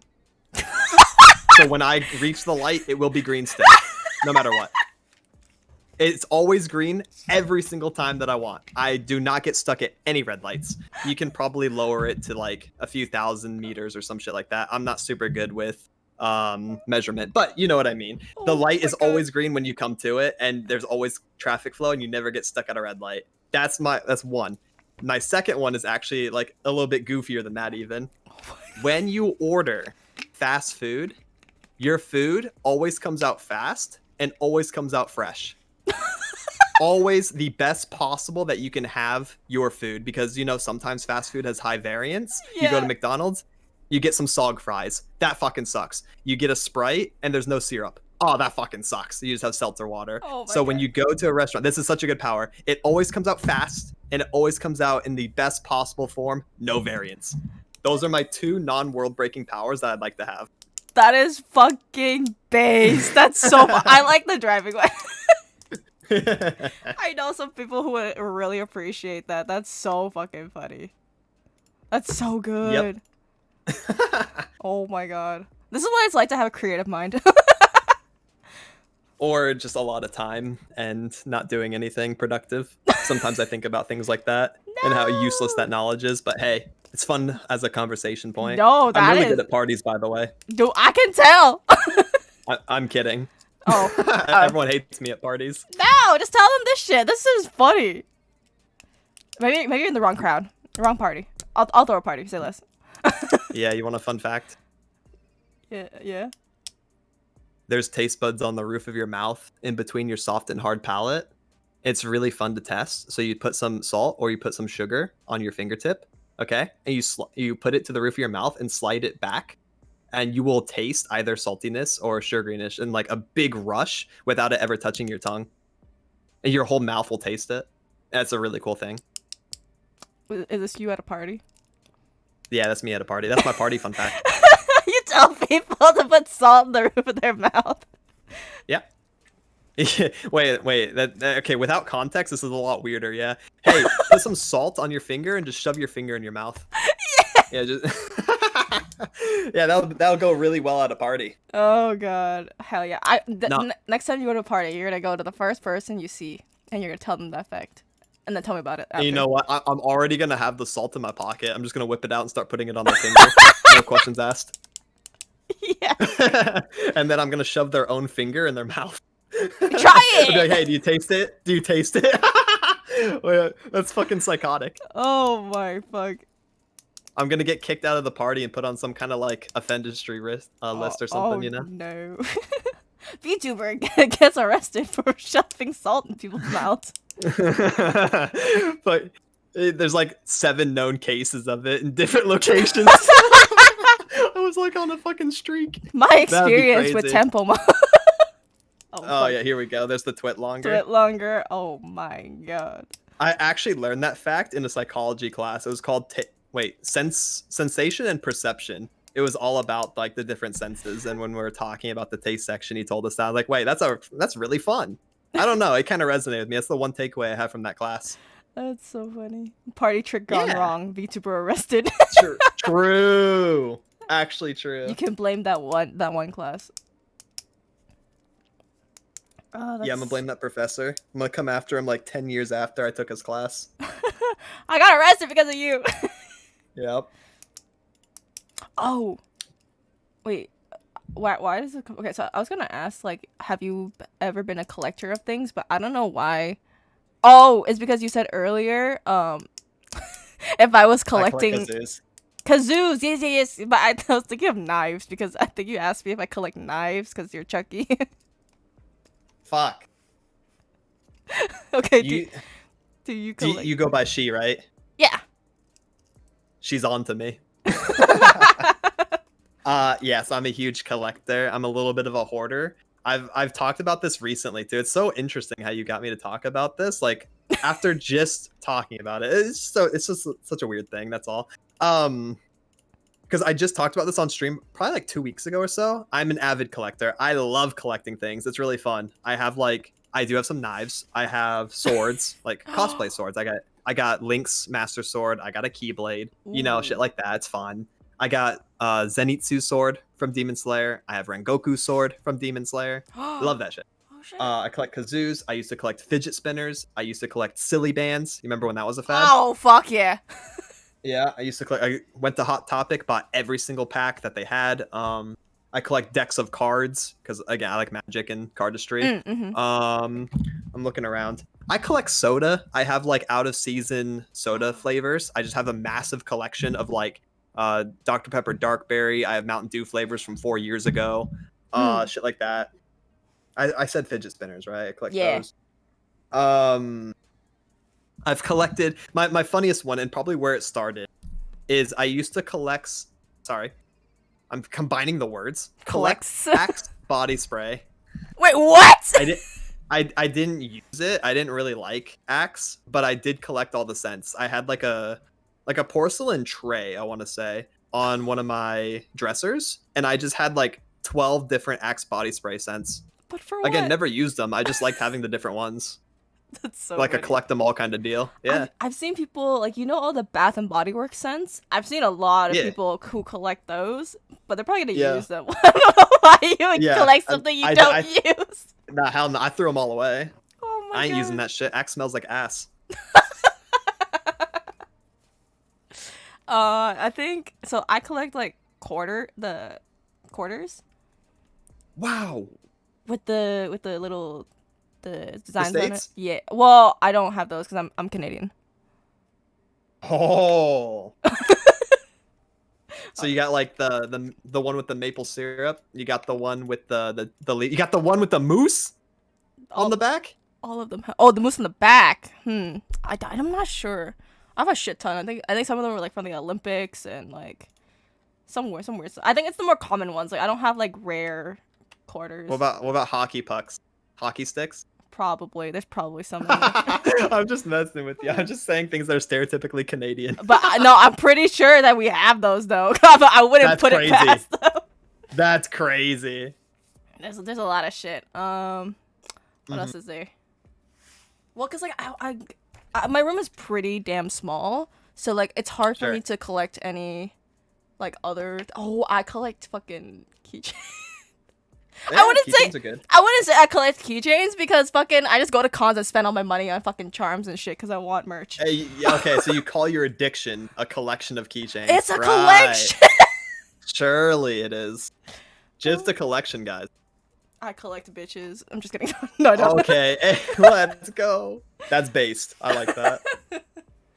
But like I've had like pretty like similar to you. Like I told you I put anything with sugar in it in my body. So like Yeah. anything with like a pretty can I would like to keep, but I had to throw them Yeah. out because I'm like, there's no reason for me to have this. Yeah, you'll probably get ants too unless you wash it out. Yeah, I do have a bit of like I do have some BTS McDonald's cups.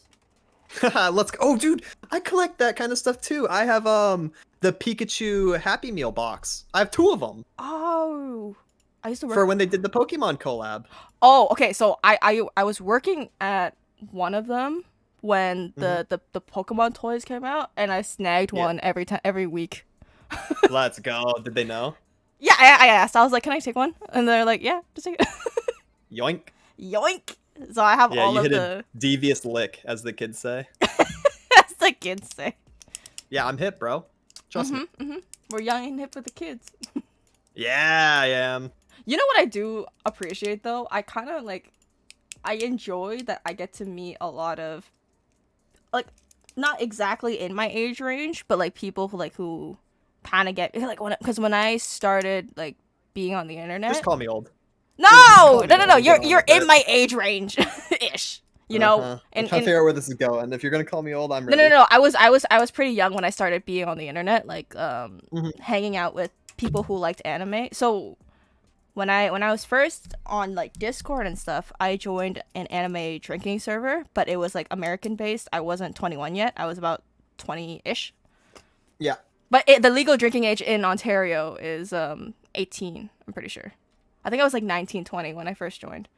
And they were, but since it's a drinking server, they were all pretty much older than me. So I didn't really get along with like people who were much older than me. Right. We all had like a common ground, which was like we all liked anime and we liked to like we watched shows together, we hung out, but I kind of like didn't understand. And finding a community that is like very like-minded and like we all are like bad at games who just want to hang out. I'm having fun. I don't know how do you feel being in this? You know what? Let me ask this question. Do you like being in this space? Have you encountered more people who are like very much younger than you, or like you center yourself around people who are similar in age, and like because you guys get more of like the same references, I guess, or like grew up in the You are same calling me era? old. I'm not. Yeah. I'm not calling you. I'm asking. Uh-huh. I'm asking in the sense of like the demographic for VTubing content or for your game specifically. Mm-hmm. Okay, I'm putting in the sense of like. No, keep going. You need a shovel No. for the hole you're digging yourself in deeper? Go ahead. Yeah, keep going. I'm good. Ask it. I asked the question. Okay. I actually tend to like. I think most people are a bit younger than me. I feel like I of my mutuals and stuff. I'm on the older side. I know a few people that are older than me, and whenever I try to make fun of myself for being old, a lot of people in my chat also mention they're around the same age as me and as old as me or older. So I think a lot of my community is around my age, but I think a lot of the VTuber mutuals that I have end up being between like 22, 26, yeah. A bit younger, but not by a lot. Yale, you're older than me. I don't want to hear it. You need to pipe down, sir. Yeah. You cannot be. You need to stop calling people old because you old, you too, motherfucker. Tell us us. Oh my god. No, you want. I have a friend group that I'm close with, and they always tease me for being the oldest one. So that's why I get that. I also hang out with my little brother and his friend group. They're all like 22. So I'm the oldest one in their group too. So I kind of hear it a lot. So I kind of been like tricked into thinking that I'm really old. Right. But when I'm in my space or I'm streaming or whatever, I tend to realize that a lot of people are around my age. Yeah. Cause I'm saying like for like VTubers, since like we're animated people, I think people would think that younger audiences would be watching us, but I think that us specifically, we get people who are in their 20s, like not like 18 and under, or like, you know, that's what I was getting at. I was like, I promise, like late 20s is not old. You're young. Trying to salvage it now, I see. What are you my partner is literally like in his late 20s. You guys are not old. You know what's old? Fucking 50. Okay, chill. Okay, true. I'm not 50 and streaming. You know why? However, that might be my future. You know why? It's because on the internet, like people who are in their 30s are considered old because we're on the internet. I understand that, but you know what? We're not fucking old. We're still lively. We're playing video games. Is that opinion of me gonna change in 2 years? No, because homie. Why'd you delay?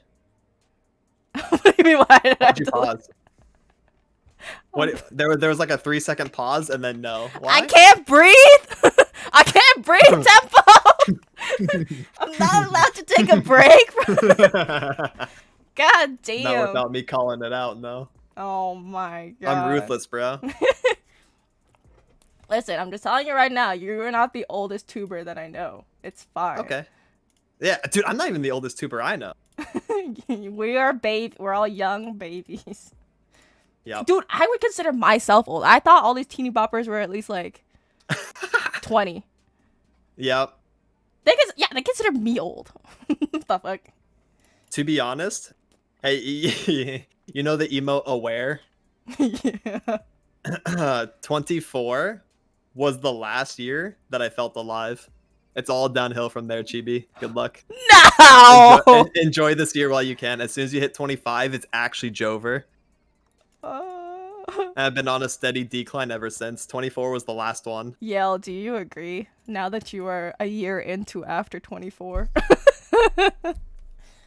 True, Yale. Oh, back that up. Because like 24 to 25 was a big difference for me. And then, yeah, 26, 27, 28 has just been decline. Yale 24 agrees. was the last time I felt alive. Wait, did he? He says he agrees. But you know what? Let's go. You know what it is, though, too? But, like, I think for you and for Yale, you guys have, like, young... Even Jaku, who is up there, your voices are pretty young. You have young sounding voices. Like I thought that Yale was 18 because of how much he screams, and I feel like I don't know. Yeah, you guys are not old, okay? We are not old. We are in this boat together. We hold hands. You know what? Or we can all just be old together. That's fine. Oh god. I love how fast you 180'd. We can all be young. You know what? Fuck it. We're old together. Okay, we're all old. Okay, you know what? We embrace the old. Okay, fucking old. I love that email. Yeah. I think the perfect age is 24. I don't know, man. I had a rough 24 right now. See, hey, it's starting. Well, it's because I don't have don't have a job. I feel Mm. I feel like yeah, I'm drained. You know what though? You're absolutely right because I've been getting a lot of back pain. Yeah, yeah. See, that starts the random onset back pain is the worst part. I'm fucking. I wake up and my body's just like, okay, this is how I am now. Yeah, all Oh day. shit. It's a 1 day trial after you wake up bad. Oh fuck. This is the rest of my life. Yep. Ah. You know what? Okay, we're gonna have a couple more questions. I can't think right now. I'm spiraling. What have you done Yeah. to me? I know I'm stressing you out. Oh god. Oh god. Do you have a guilty pleasure, or are you pretty much open on the things that you like and dislike? I'm pretty transparent, yeah. I think I have things like a guilty pleasure anime, like I know isn't good, but I like it kind of Mm. thing. What would that be? Princess Resurrection. Oh, I've never heard or seen that. It was a manga that I got into when I was a kid. I was basically I think in like elementary or middle school, and I had to go to the library for summer camp. They just kind of like made us, so I'd go to summer camp, and we do like a library trip once a week, and they made us check out books. I don't like reading. I'm not really a big book person, so I saw manga. I was like, oh, picture book. I always grab Princess Resurrection, and I read through it and stuff. It's a really cool story. They Mm. did do an anime adaptation of it somewhere in the 2010s. I don't quite remember, maybe like 2013, Mm. something like that. So it's a bit dated. It's also not like the best, but it's my guilty pleasure one. Oh, you know what's another good guilty pleasure one that people will know is Elfen Lied. I low key love Ooh. Elfen Lied. Is that a guilty pleasure though? I think a lot of people like that one. As long as everyone agrees that it's shit, then they're allowed Oh. to. Because I think it's pretty shit, but I Oh. like it. I think a lot of people like it though. I don't know. That's good. Yeah. Yeah, I'm not quite sure. Um what about if you're not gaming, you have any Hmm. hobbies outside of streaming and playing games, or is this your hobby? This is my main hobby. I still play games like off stream and stuff, Mm. like other things, like games I want to learn, games I want to climb in. Um, I also watch anime, of course, and I watch a lot of YouTube and other streams. I'm basically chronically online. I don't have any in-person hobbies. Everything's done at the computer. Me as fuck. The Why go best way outside, to touch live. grass? Yeah, fuck the grass. Ay ay ay. That shit wants to touch me more than I want to touch it. What was that response? I hate grass. Oh shit. Yeah, fuck the grass. You grass type. Oh, yeah. Is your weakness grass type? Yep. Grass Uh, and bug. Psychic is my favorite type in Pokemon, so at least bug is super effective. ooh. Hmm. I see. What about? You know what? Let's do this question. If okay, so when newer people come to your streams, what do you want to be like known for? Or like do you assume that people are coming to see you for the game that you're playing, or like what are your feelings when you are streaming? The main way that I want people to perceive me is vibe. Like my stream title has been for 4 years. I always have it somewhere in there. Mm. Game and chill. Lore and chill, you know? Mm. Whatever game I'm playing. I just want it to be like chill vibes. I listen to lo-fi and people can come and like use it as background entertainment or have it on a second tab and just kind of like listen Mm-hmm. and come vibe in like a safe space. That's how I've always wanted to present myself. If people are there strictly for education, asking questions and stuff, that's also great. I want to do or I want to be like a teacher role, Mm. an educator. It's one of my favorite things. I love teaching games. Even before I was a content creator, I love getting my friends into games that I was playing and stuff like that, learning the ins and outs of the game and then breaking it down in easily digestible ways for them to have that transition easier than I did. I Mhm. love doing that. It's like the main thing. So if people come there for that, that's also fantastic. Um, if people are there for like super high energy entertainment, sometimes I provide that. Sometimes I do some goofy ass bits or like some kind of content, but that's not usually like the forefront. I'm not like a really big entertainer. That's kind of Right. like my tertiary desire, but mainly chill vibes and education. Mhm. I think that's the thing too is a lot of that you know there's variety in VTubers. Like if you want Hmm. something nice and cozy or just relaxing all time, they'll watch you. Hmm. If they want Hmm. someone who is a crack addict, they'll watch you. Hmm.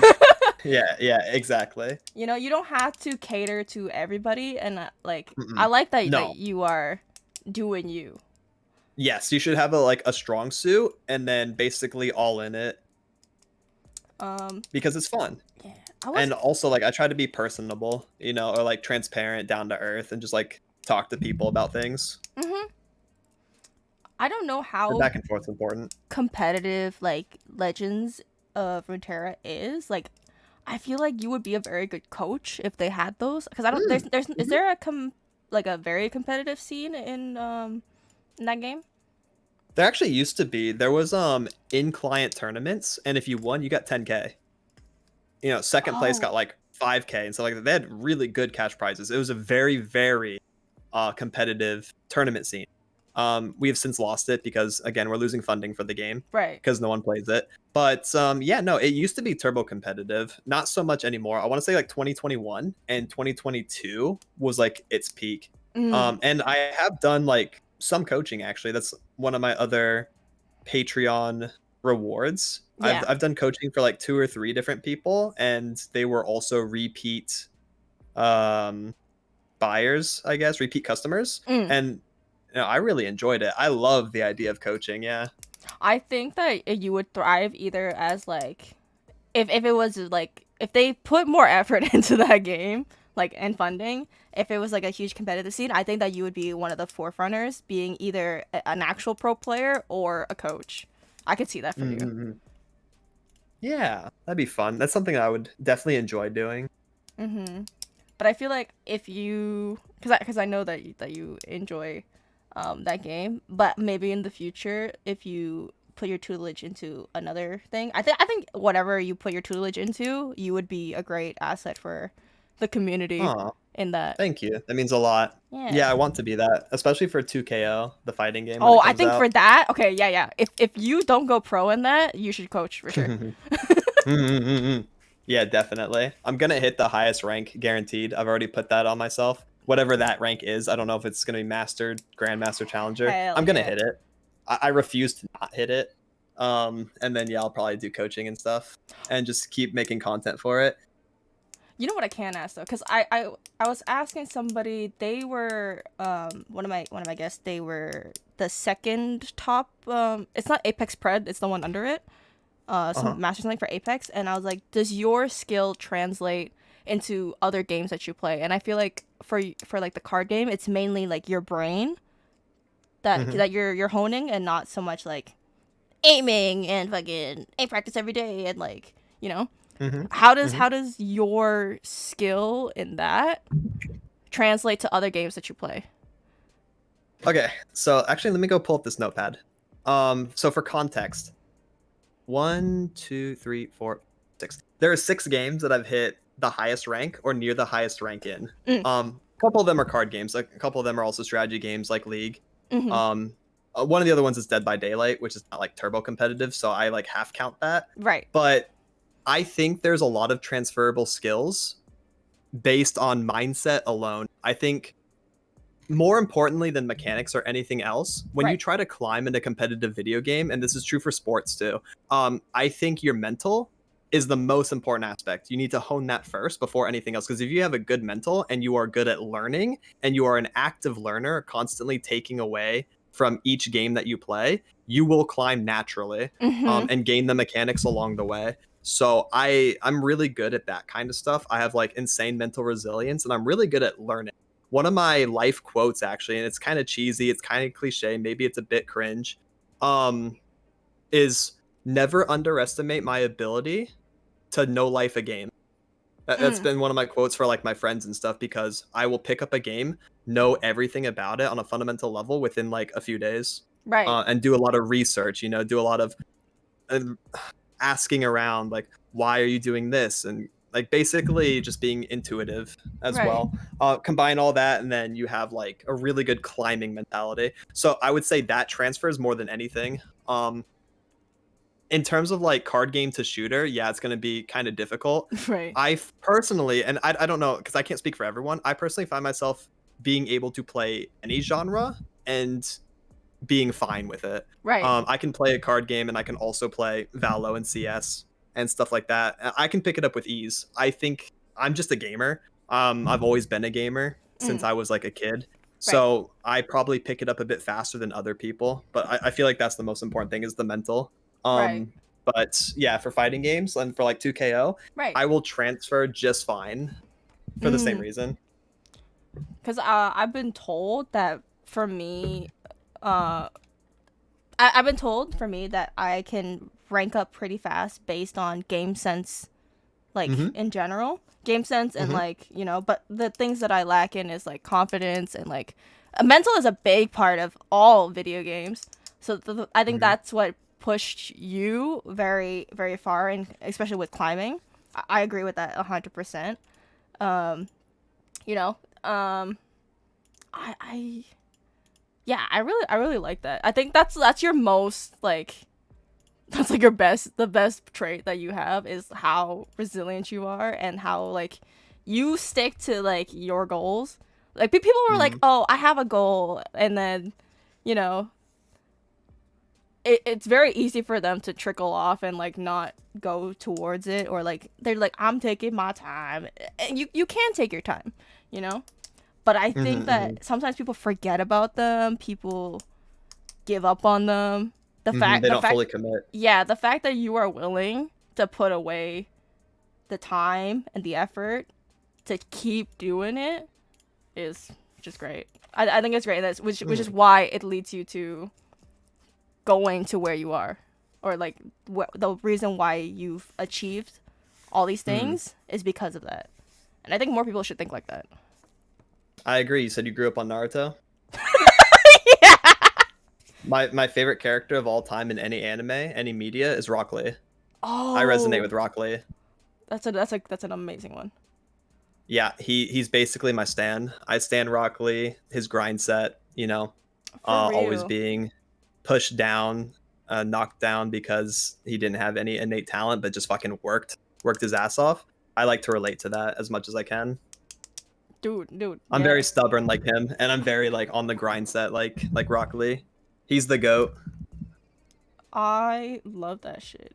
Yeah, cause like everyone always has an excuse for why they don't do well Mm, with everything. I'm just like, maybe you were the problem. yeah. You know? Busy thinking about excuses instead of like uh trying to fix the issue, or Mhm. like retroactively think about what went wrong and like think about the next step forward. A lot of people do get in their own head though, and it's kind of natural, Mhm. Mhm. but Yeah. no one wants to hear that they're the reason that things Right. aren't working. It's always somebody else's fault, and that's how people act in Yeah. like real life too. It doesn't even have to do with gaming, Yeah, but I don't that's know. exactly right. Yeah. But yeah. Cause like obviously with games like with like Valorant, everyone's just like aim is the most important thing. I'm like with you. I feel like with you, you could. But it's like aim is like it's part of it, but game sense, your fucking mental, like there's a quote. I don't remember who said it, but it's just like your team has a chance of having four throwers. The other team has a chance of having five throwers. So True. I like that. it you can be the one person to change it and make Huh? it like you can sway the balance of the other team throwing the entire game and you like clutching. Hmm? Um A weird question. What's the worst pickup line you've ever heard?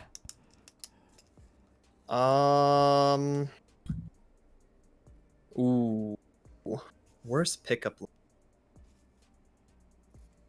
Dude, I don't know. That's tricky. Because like I'm trying to think of one. I don't get pickup lines too often. I was recently a judge on a Riz contest. Oh, okay. Twice. Okay. So a couple of those were kind of cheesy. I think like some of the contestants didn't like research like that well and they just like picked one off of Google. I would say those like, the generic ones. I would say those are the worst ones I've got. It's just like ones with no effort put into it. Yeah. Think like did you break your halo when you fell from heaven? That kind of shit. Did you hurt your wings when you fell from the sky? That kind of shit. I don't like super cheesy or like generic pickup lines. But I've gotten a couple of those. Dude, why is Vale saying do it fart? I have that might be the worst one. That's a pickup that I line? ever got. Because telling someone during the Riz contest to fart, No. so then you blew me away. Oh, no, that's actually kind of decent. The one I got hit with was, "Does your ass fart? Because I can smell you from over here," or something like that. I was like, Wait, what? Yeah. That's Like, what do you mean? What's the? It didn't even make any sense. That was probably the worst one. Yeah. I don't even know if that was like Vale trying to remind me, or if I don't know, because I just got I got reminded by that cursed imagery. You suppressed that shit. I did, yeah. That's so funny. What the fuck? I can smell you from a mile away. Yeah, like what? Shit. I was like, why are you calling me stinky? And at the time, there's like kind of an upwards trajectory of me being stinky trend in all of my chats, and all of my friends were calling me stinky. I'm now stinky on Twitter because of it. So it's kind of an interesting timing that I got called stinky by someone I've never even interacted with. Like, damn it, man. I guess they just know. Imagine they're someone trying to hit on you, and then your whole community calling you stinky because they try to hit on you. Right. Like, what? The worst timeline. I am so sorry this happened to you. What do you think is the best invention to be created? What do I use the most? Probably some kind of PC part. I mean, I love computers. Okay, but speaking like objectively, I think the best invention, or one of the best, is the refrigerator. Low key, I think my we take God. the fridge for granted. Vale's in gravity. All right, Vale, you're banned from chat. Chibi, ban Vale now. Bonk. Gravity is not an invention, man. The refrigerator Timelines are an invention. Fucking genius. Oh. I think the word I was thinking of earlier was sacred. I believe that time is not as sacred or as pure as we think it is. It can be manipulated. Oh. Because time is like a human-made construct, right? The concept of time is like just a way that we describe how we are existing. Right. But I feel like this is back to the fucking ascension theory. By the way, I've been looking in my history trying to figure out this video. I'm gonna send it to you whenever I find it, because I watched a really good video on it like years and years ago, and I've been scrolling for like 2 hours, or I don't know how long we had that conversation ago, trying to find this video. But yeah, the ascension theory is, I think, when the timelines intersected, it messed with our time. Oh. And that's why things have like sped up since 2012. At least it feels like that to me. Right. I know. Time is not sacred. I feel like I'm aging faster. Exactly. I feel like that too. But I don't feel like that happened randomly. I feel like I started aging faster after exactly 2012, which is such a random time. I think everything... Because, like, I agree, though, because everything that happened before 2012 was kind of like... It felt so slow. Not even just slow. Everything was like, it felt like, you know how like when you pass things down from generation to generation, everything felt like stagnant, right? Like everything was the same.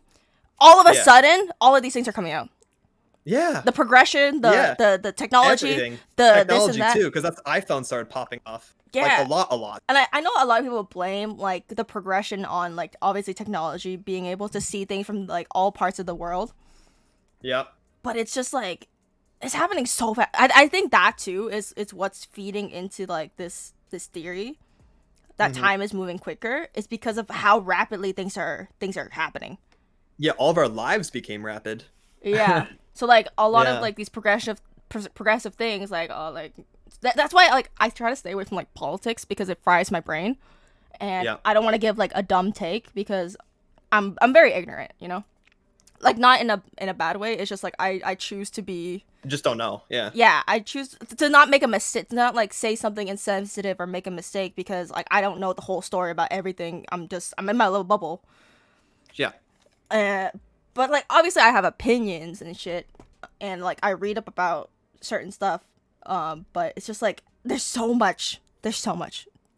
Mm-hmm. There's just way too much. Mm-hmm. Mm-hmm. Agree. I'm glad you're enjoying yourself here. Oh, who? Oh, Vale. Rail? Okay. They want it to be bonked. Of um, course. yeah, but it's just like everything fries like me living my life already fries my brain. I don't need to know about everybody else's fucking worries. True. Good take. Like, I'm in the same camp. like you know what another hot take we can talk about is Yeah. like for me personally, I know a lot of people are very opinionated on other people's drama and fucking the VTuber blacklist, or they like to put their 2 cents into everything. Mm-hmm.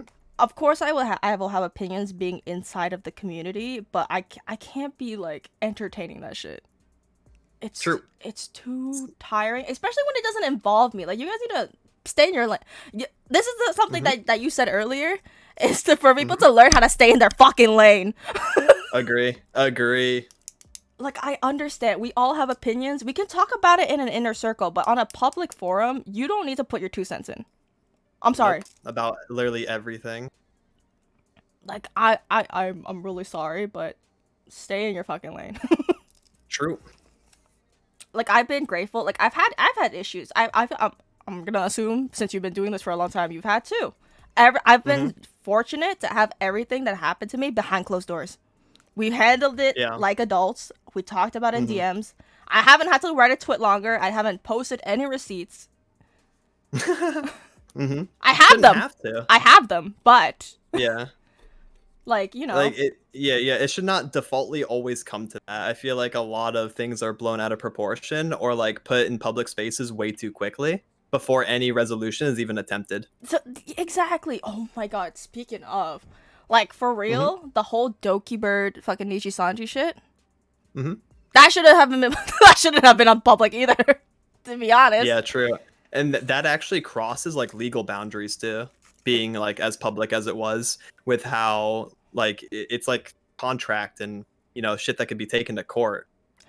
I had a close friend of mine who has done like not so good things, and Uh-huh. they all were handling it behind closed doors. It only got brought to light because this person wouldn't stop being weird, right? Sure. So one of my friends who got involved with it, it's because she's also friends with this person. You know, I never spoke up about anything about this person because it's not the situation that happened did not involve me. This person is my friend. I chose to not talk to them anymore. Mm-hmm. We've unfollowed each other, you know, Mm-hmm. and we didn't speak about it. But it's just like they know that they fucked up and that this is where we stand. You know, that's all you have to do is unfollow and block somebody if you don't fuck with the way that they think. You don't Mm-hmm. have to publicly out them or make your presence known. I feel like even okay, so with like the recent drama too, I feel like there's a lot of people who are trying to milk the situation, and it's kind of giving me Of the course ick. there are, yeah. It's Yeah, giving me yeah, I the hate ick. that. Yeah, they jump on it so quickly and you can tell. And like a lot of the times like they jump on it and then sometime in the future they have to backpedal. And that's because they're Mm-hmm. putting themselves in that position on purpose. And it's like You get it's to avoid all of that by just not committing, by just not doing it. It costs you nothing. yeah. All you Also yeah. like on video. Okay, Oh, you found it? Oh. Watch that shit. Yeah, watch that shit later. Okay. It's only 7 minutes. It's a good one. Okay, I'll watch it later. I watched it and I was immediately sold. Let me actually see when this was, because I've been on this like 2012 shit. 6 years. Yeah, okay, that's about right. You know what also peeves me about the community is that Yeah. there's people who are out here who like I don't really care who follows and unfollows me, but the fact that you're making a post saying that if you follow this person, block me, unfollow me, blah blah blah. I'm just like, I love your impression. That's exactly how they sound. but like I've said this multiple times. We follow like thousands of people on the internet. I can't keep track of who's a piece of shit and who's not. If they are directly in my inner circle, then I will take accountability for being friends with an asshole or whatever. But like, if I don't know, like, you can't just be like, oh, you're a shit person due to association. Following someone doesn't make you associated with them. Nope, absolutely not. So yeah, I think it's extremely like petty. You know what it is? Witch hunty. It's just a witch. Like, I honestly don't get people sometimes, and that's another thing that makes people like not want to be in the VTuber community is people like that. And it's just like, I think we just need to like get the facts straight, make one post acknowledging that this person is not okay, and then just move on. I don't know. That's it. It's not that hard at the end of the day, but you'd be surprised that how hard it is for like common courtesy and basic reasoning for some people. Oh, most people even. You'd be surprised. You know what it is though? It's also entitlement. I think, yeah, very much so. I think people feel very entitled to their opinions. I'm like, you do you, but like, I'm good. That's true. I have like very small questions left. Okay. They're not that great, but are you a mountain or beach vibe person? What kind of vibe? Beach vibes or like mountain vibes, or neither. Inside. Mountain. Yeah. If I had to pick between those two, I'd probably do some like small hiking or some camping by a mountain or like in a forest. Much earlier than I go to the beach. Listen, I live in Florida. All right. I see the beach. I ain't about the beach. I can go to the beach whenever I want. I choose to not go to the beach. True. I don't like. I like neither, but I don't like I'm one of those weird people who. Yeah, which one do you dislike more? I don't like swimming, and that's like half of the thing to do with the beach. Ew! I don't want to swim in the ocean. Hell no! You just gave me the shivers. Shiver me Hell timbers. no! I'm never. Yeah, for real. I'm never getting in the ocean again. Oh no. I'm just not about that. Just not knowing what's under you or like what's swimming around you. No, thank you. I'm good. What is your least favorite chore? God. If I had a kid, it'd probably be changing diaper. Oh. I can't do it. I'm really bad with shit. Yeah. Same with like animal shit too. I'm actually just bad with, so like picking up after an animal. Even litter box would probably be an issue for me, and that's like kind of easy to do. That's my worry, because I want a cat. Yeah, litter box duty is just kind of dreadful, isn't it? It'd probably be that, like picking up after animal, or handling animal food also kind of nauseates me, like dog food. I cannot stand. Dried dog food makes me sick. If I smell it, I immediately just like I get nauseous. Oh no. Yeah, I'm really bad with that kind of stuff. But like anything else, trash, dishes, whatever. Speaking about food, what's the weirdest thing you've eaten? Ooh. See, I'm not that adventurous. I've tried. What is a weird thing? I mean, I went to Europe once. I'm trying to think if there's anything over there. That would be immediately where my mind gravitates towards. But I think I kind of stayed safe. I got like chicken sandwiches, burgers. Did I try anything weird? I mean, I've tried some like Japanese import stuff. I mean, look. I mean, mochi's not fucking weird. Nah. Sesame mochi is a bit weird. It has like a bunch of sesame seeds on it. I That's did not so vibe with this. so fire. Is it? Oh, I don't vibe with that. I like to eat. I'm trying. Oh, hey, okay, I got one. A street food. All right.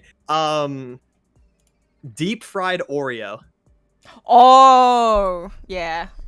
Yeah, yeah. I like deep fried stuff. Oreos are probably one of the weirdest ones that I've ever seen deep fried. And it was at like a fair, you know, where they sell a Yay, bunch of yeah. street food, Hell corn yeah. dogs, ears of corn. Hell yeah, I love that kind of street food's like some of my favorite.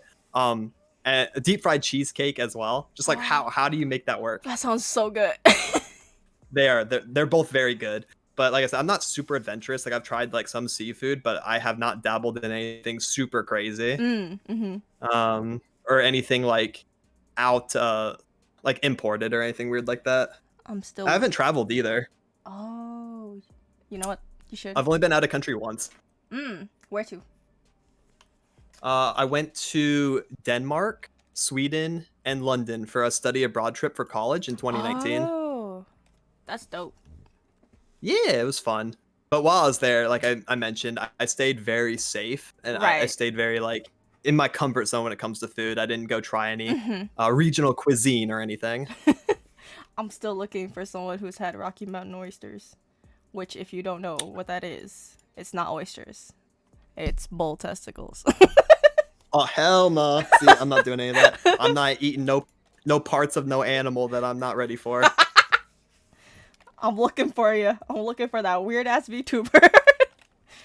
Oh, they're probably out there. Oh, for sure, dude. Do you have any tattoos or piercings? No, neither. What is your favorite? Which is probably a surprise. Maybe. I mean, you My are design wearing has it. earrings, yeah. Yeah. My favorite one, like, or if I had to get one, what would I choose? Yeah. Okay, my favorite for other people is probably eyebrow piercings. I really like those. Yeah. For me, the only one I've really considered is snake bites. Like a lip piercing. Ooh. Yeah. Yeah. And also ear cuffs. Mm-hmm. But What about your favorite season? Well, do you have season? in Florida, In it's Florida. like so we have summer, and then we have like summer 2, which is fall, and then we have slightly colder summer, which is winter, and then we have the summer prequel, which is spring, and that one's kind of cool. I would say winter's my favorite because that's like the coldest. And also my birthday's in winter. It's in February, so I'm kind of biased. Happy birthday. Oh yeah, I didn't get Thank to you, it turn was last into month. your sub baton. I said I would and I didn't. Fake fan. No, you're all good. No, I think I tuned in. It's just like I didn't say anything. And you Well, now you can say hi, and I'll be like, "Hey, it's Chibi, the one that I did the talk show with. It was a lot of fun." And then everyone's gonna follow, and you're gonna get famous. Yeah, me? for sure. Famous? Yeah, That's yeah, crazy. Guys, make me yeah. With rich. the 20 people Please that make me watch me. famous. Mm-hmm. I'm kidding. Hey, me first. Me first. For Make real. me famous. On God. No cap. No yep on a stack. You got to be kidding me. Sorry. Okay, I need to stop. Where is that question gone? Where is it?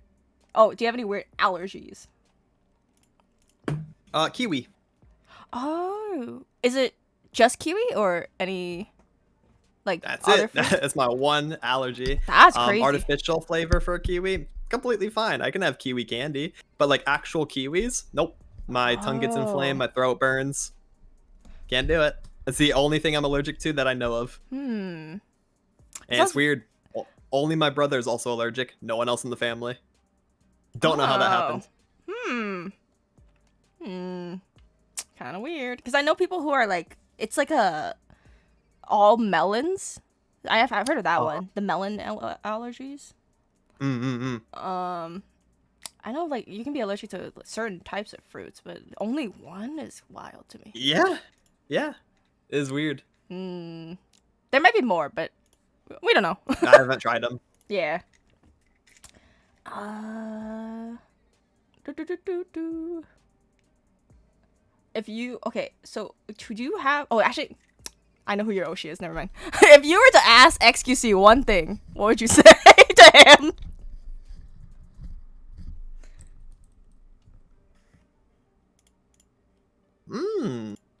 Nothing. I'm trying to think of like a really good one, or maybe something philosophical. I could be overthinking. The salt thing. No, you would tell him. Did you know if you put salt on the roof of your Yeah, I just hit him with some fun facts. Show him that I'm good at parties.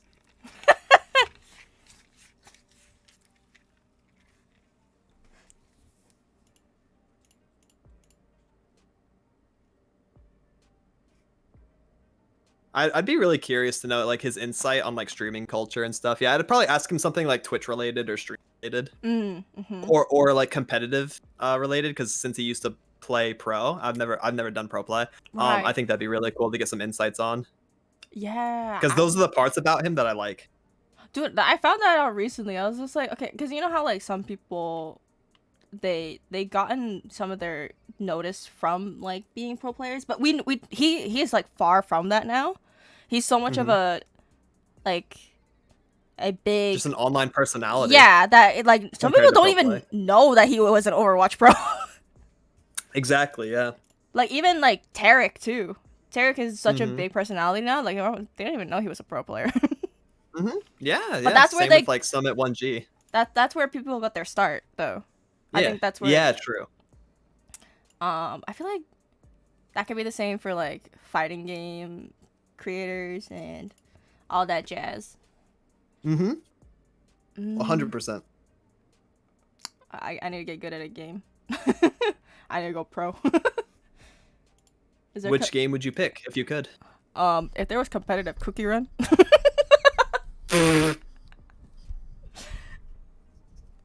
That's a good one.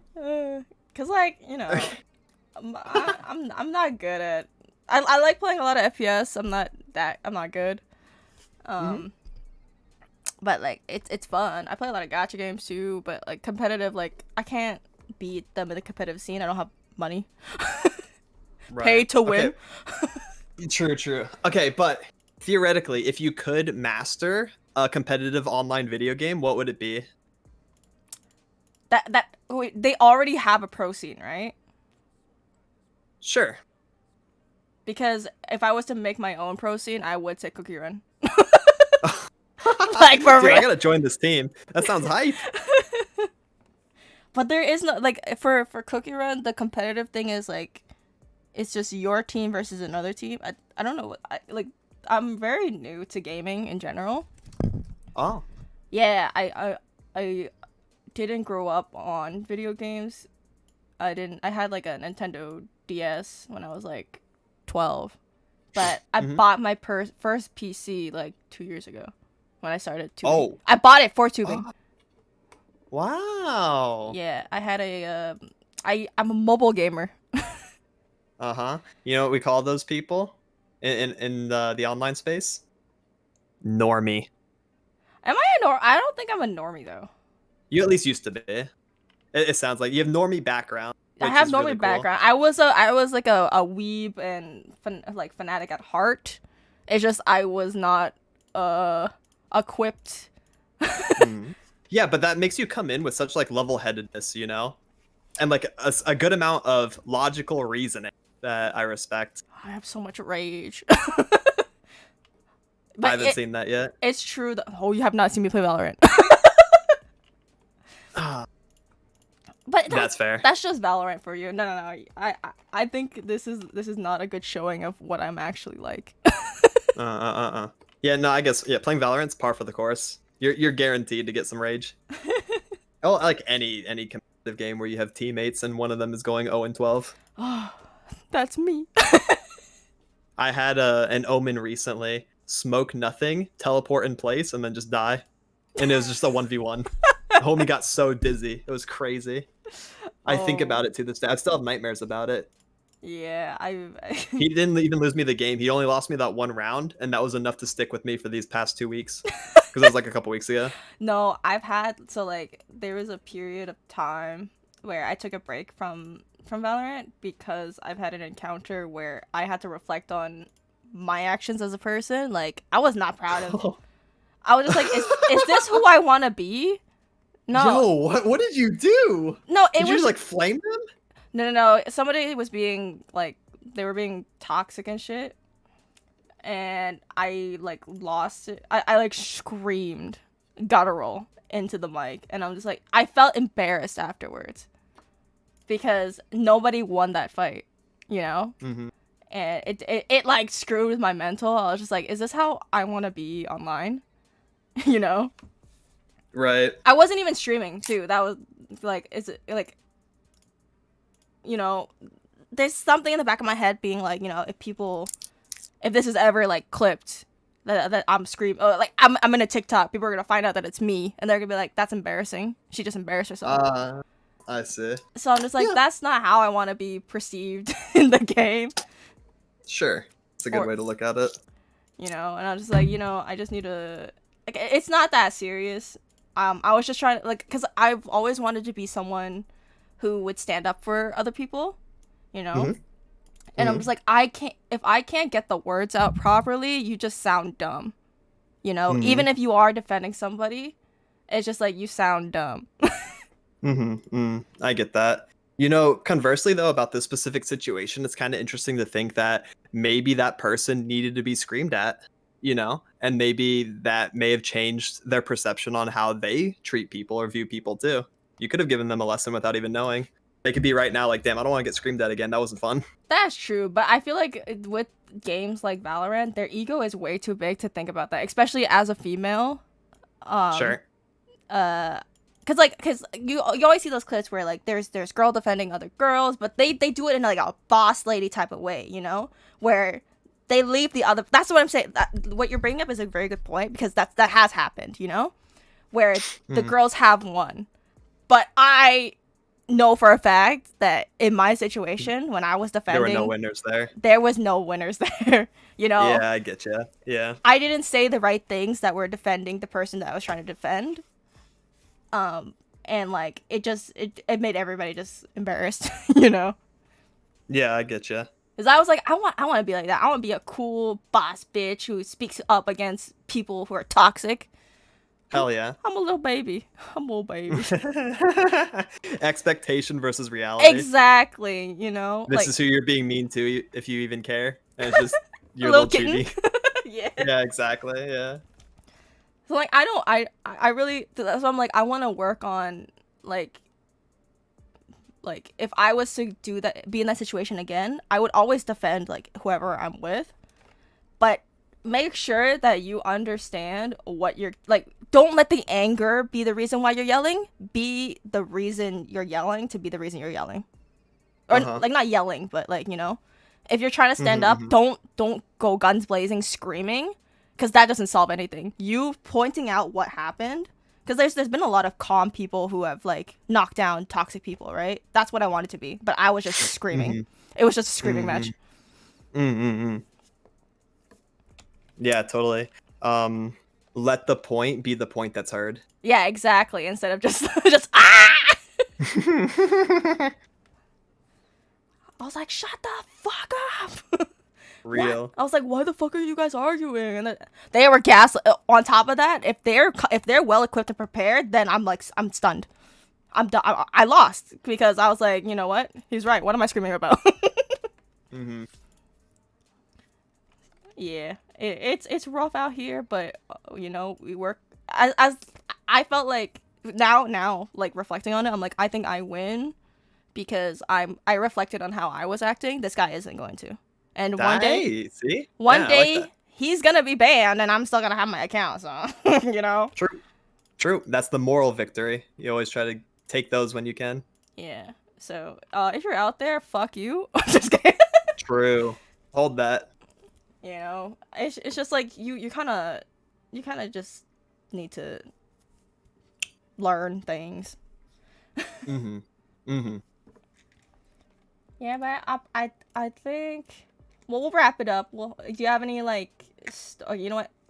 we'll wrap it up. Thank you for being here. I was gonna ask you one last question to like, if you want to give a classic story that you always tell people to close it out. Ooh, what's a good classic? What's a good classic? It's a good classic story you can tell. I've told you so many like good classics that I'm kind of running. Um, You told a lot of great stories. I had fun. thank you. Yeah, those are some of my bangers that I usually tell. Uh, man, even my fun fact. You got everything out of me. Great. Man, my party, it's basically over. This is the party. Oh, okay, I got a classic. Let's go. Let's go. One of my first experiences playing a video game is probably like the second one. I basically played through the entirety of Pokemon Blue vicariously through my older sisters. Mm. So what I would do is I would sneak into their room and take their Game Boy Color Oh. while they were at school, Oh. and I played and I played and I played, but I wouldn't save. I Oh. would turn it off, replace the batteries if I needed to, put it back on the shelf. Oh my So god. they would come home, not okay. I'm like 5 years old, by the way. I'm 5 or 6. I know not to save over their game. Um, and they would come home and play or whatever, and get kind of like to where I was after I had played for an hour or two, Right. and then I'd wait till the next day. They're like they got more progress. I'm like, let's go, and then I could play further into the game. And I did that. I played from their point every single time with their team every single time. That's so funny. Yep. I played through the entirety of Pokemon Blue over the course of like a few weeks or a month. They Only know by now, yoinking right? my sister's color. Nope. Oh. They're not allowed to watch the VOD. No, they're not allowed. They would be like, "Oh, that makes sense, you little shit." That's what they would tell me if I told them. That's so funny. Yeah, that one's a classic. I like that one. Yeah, thank you for the great stories. I really enjoyed how today turned out, you know. Yeah, absolutely. There were a few tangents on my end. I'm just like, it's but No, like, same here. They're fun though. as long as you had a good time, that's all I care Uh-huh. about. Oh yeah, it's all about the conversation. And that requires back and forth for both of us. So Mhm. I feel like you had really good questions. You had really solid tangents that segued into other topics. Same with me. I had really good answers, I think. Mhm. Also tangents and other topics. We kind of just vibed. So I appreciate you inviting me and having the setup and doing all the research, and the hard work. And I appreciate Yay. being here and, vibing, maybe helping with some things. I'd love to see more of your episodes in the future with the Hell yeah. format, because I think you got it. I think you got it down. Yeah, I'm gonna do more researching for future guests and then catering more questions like that. But I appreciate everything that you Yeah. said. Like it's Yeah. it's you have very good takes, and it's like it shows off with how you talk to people, and like we need more creators like you, to be honest. Aw. Yeah, because people there's That's the nicest everyone. thing anyone's ever said. Don't cry, don't cry. I'm gonna cry. I'm gonna cry. But it's like it's how we perceive like Yeah. the community. It's just like, I don't know, I feel like everyone should have like the same mentality, where it's just like you do things for you, but you're resilient and being true to yourself. Like, this is like, I feel like you are the ideal thing of what I preach, is like, people who just stick to who they are, instead of like conforming and being like everybody else. Mm-hmm. Would you like to guide the raid somewhere? Ooh, I don't know. Yeah, who's gaming? Who's streaming? Who's gaming? Uh, let me see. We're friends, right? Do we have any mutuals? We could start there. I have a lot of people. I didn't even know you knew Henrik. Dude, Henrik be like here and there. Crazy. You know what happened though? It wasn't. I didn't even like collab with Henrik on my own. Like, okay, so what happened was Heinrich follows me on TikTok on on everything, and we were invited to the same Overwatch collab. And then he's like, "Oh, I noticed you from TikTok." I was like, "Someone's noticed me from TikTok?" Wait, holy moly, that's crazy. And then I was just like, "Oh yeah, I follow you." And he's like, "You follow me?" Oh shit! he's See, small world right there. That's cool. So I feel like you have something to do with it. Maybe like same circle. I don't know if I can know. Yeah, maybe it's some algorithm shenanigans Mm-hmm. because I'm mutuals with both of you. Yeah, Could but be. that's crazy. I don't really have anyone. Do you have anyone in mind? I have a. All my homies stream after me. Uh, Yeah, this is like my normal stream time, so like I don't recognize anyone. uh, let's raid Shoto. I'm just kidding. Yeah, let's raid Shoto. I have a couple of people who are alive. Um,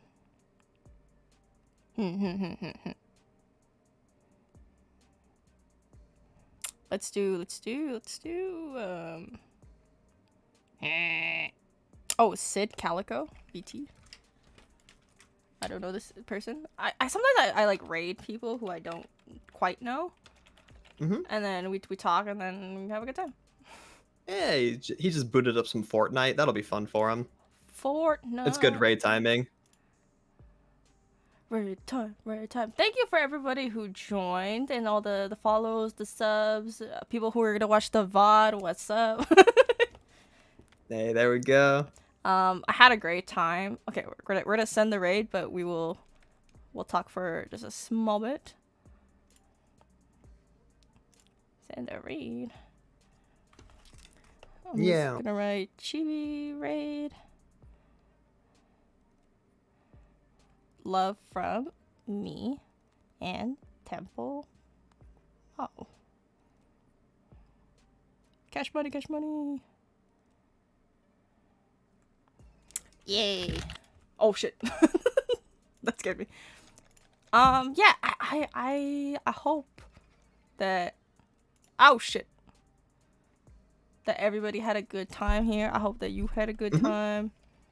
Yeah, it was fun.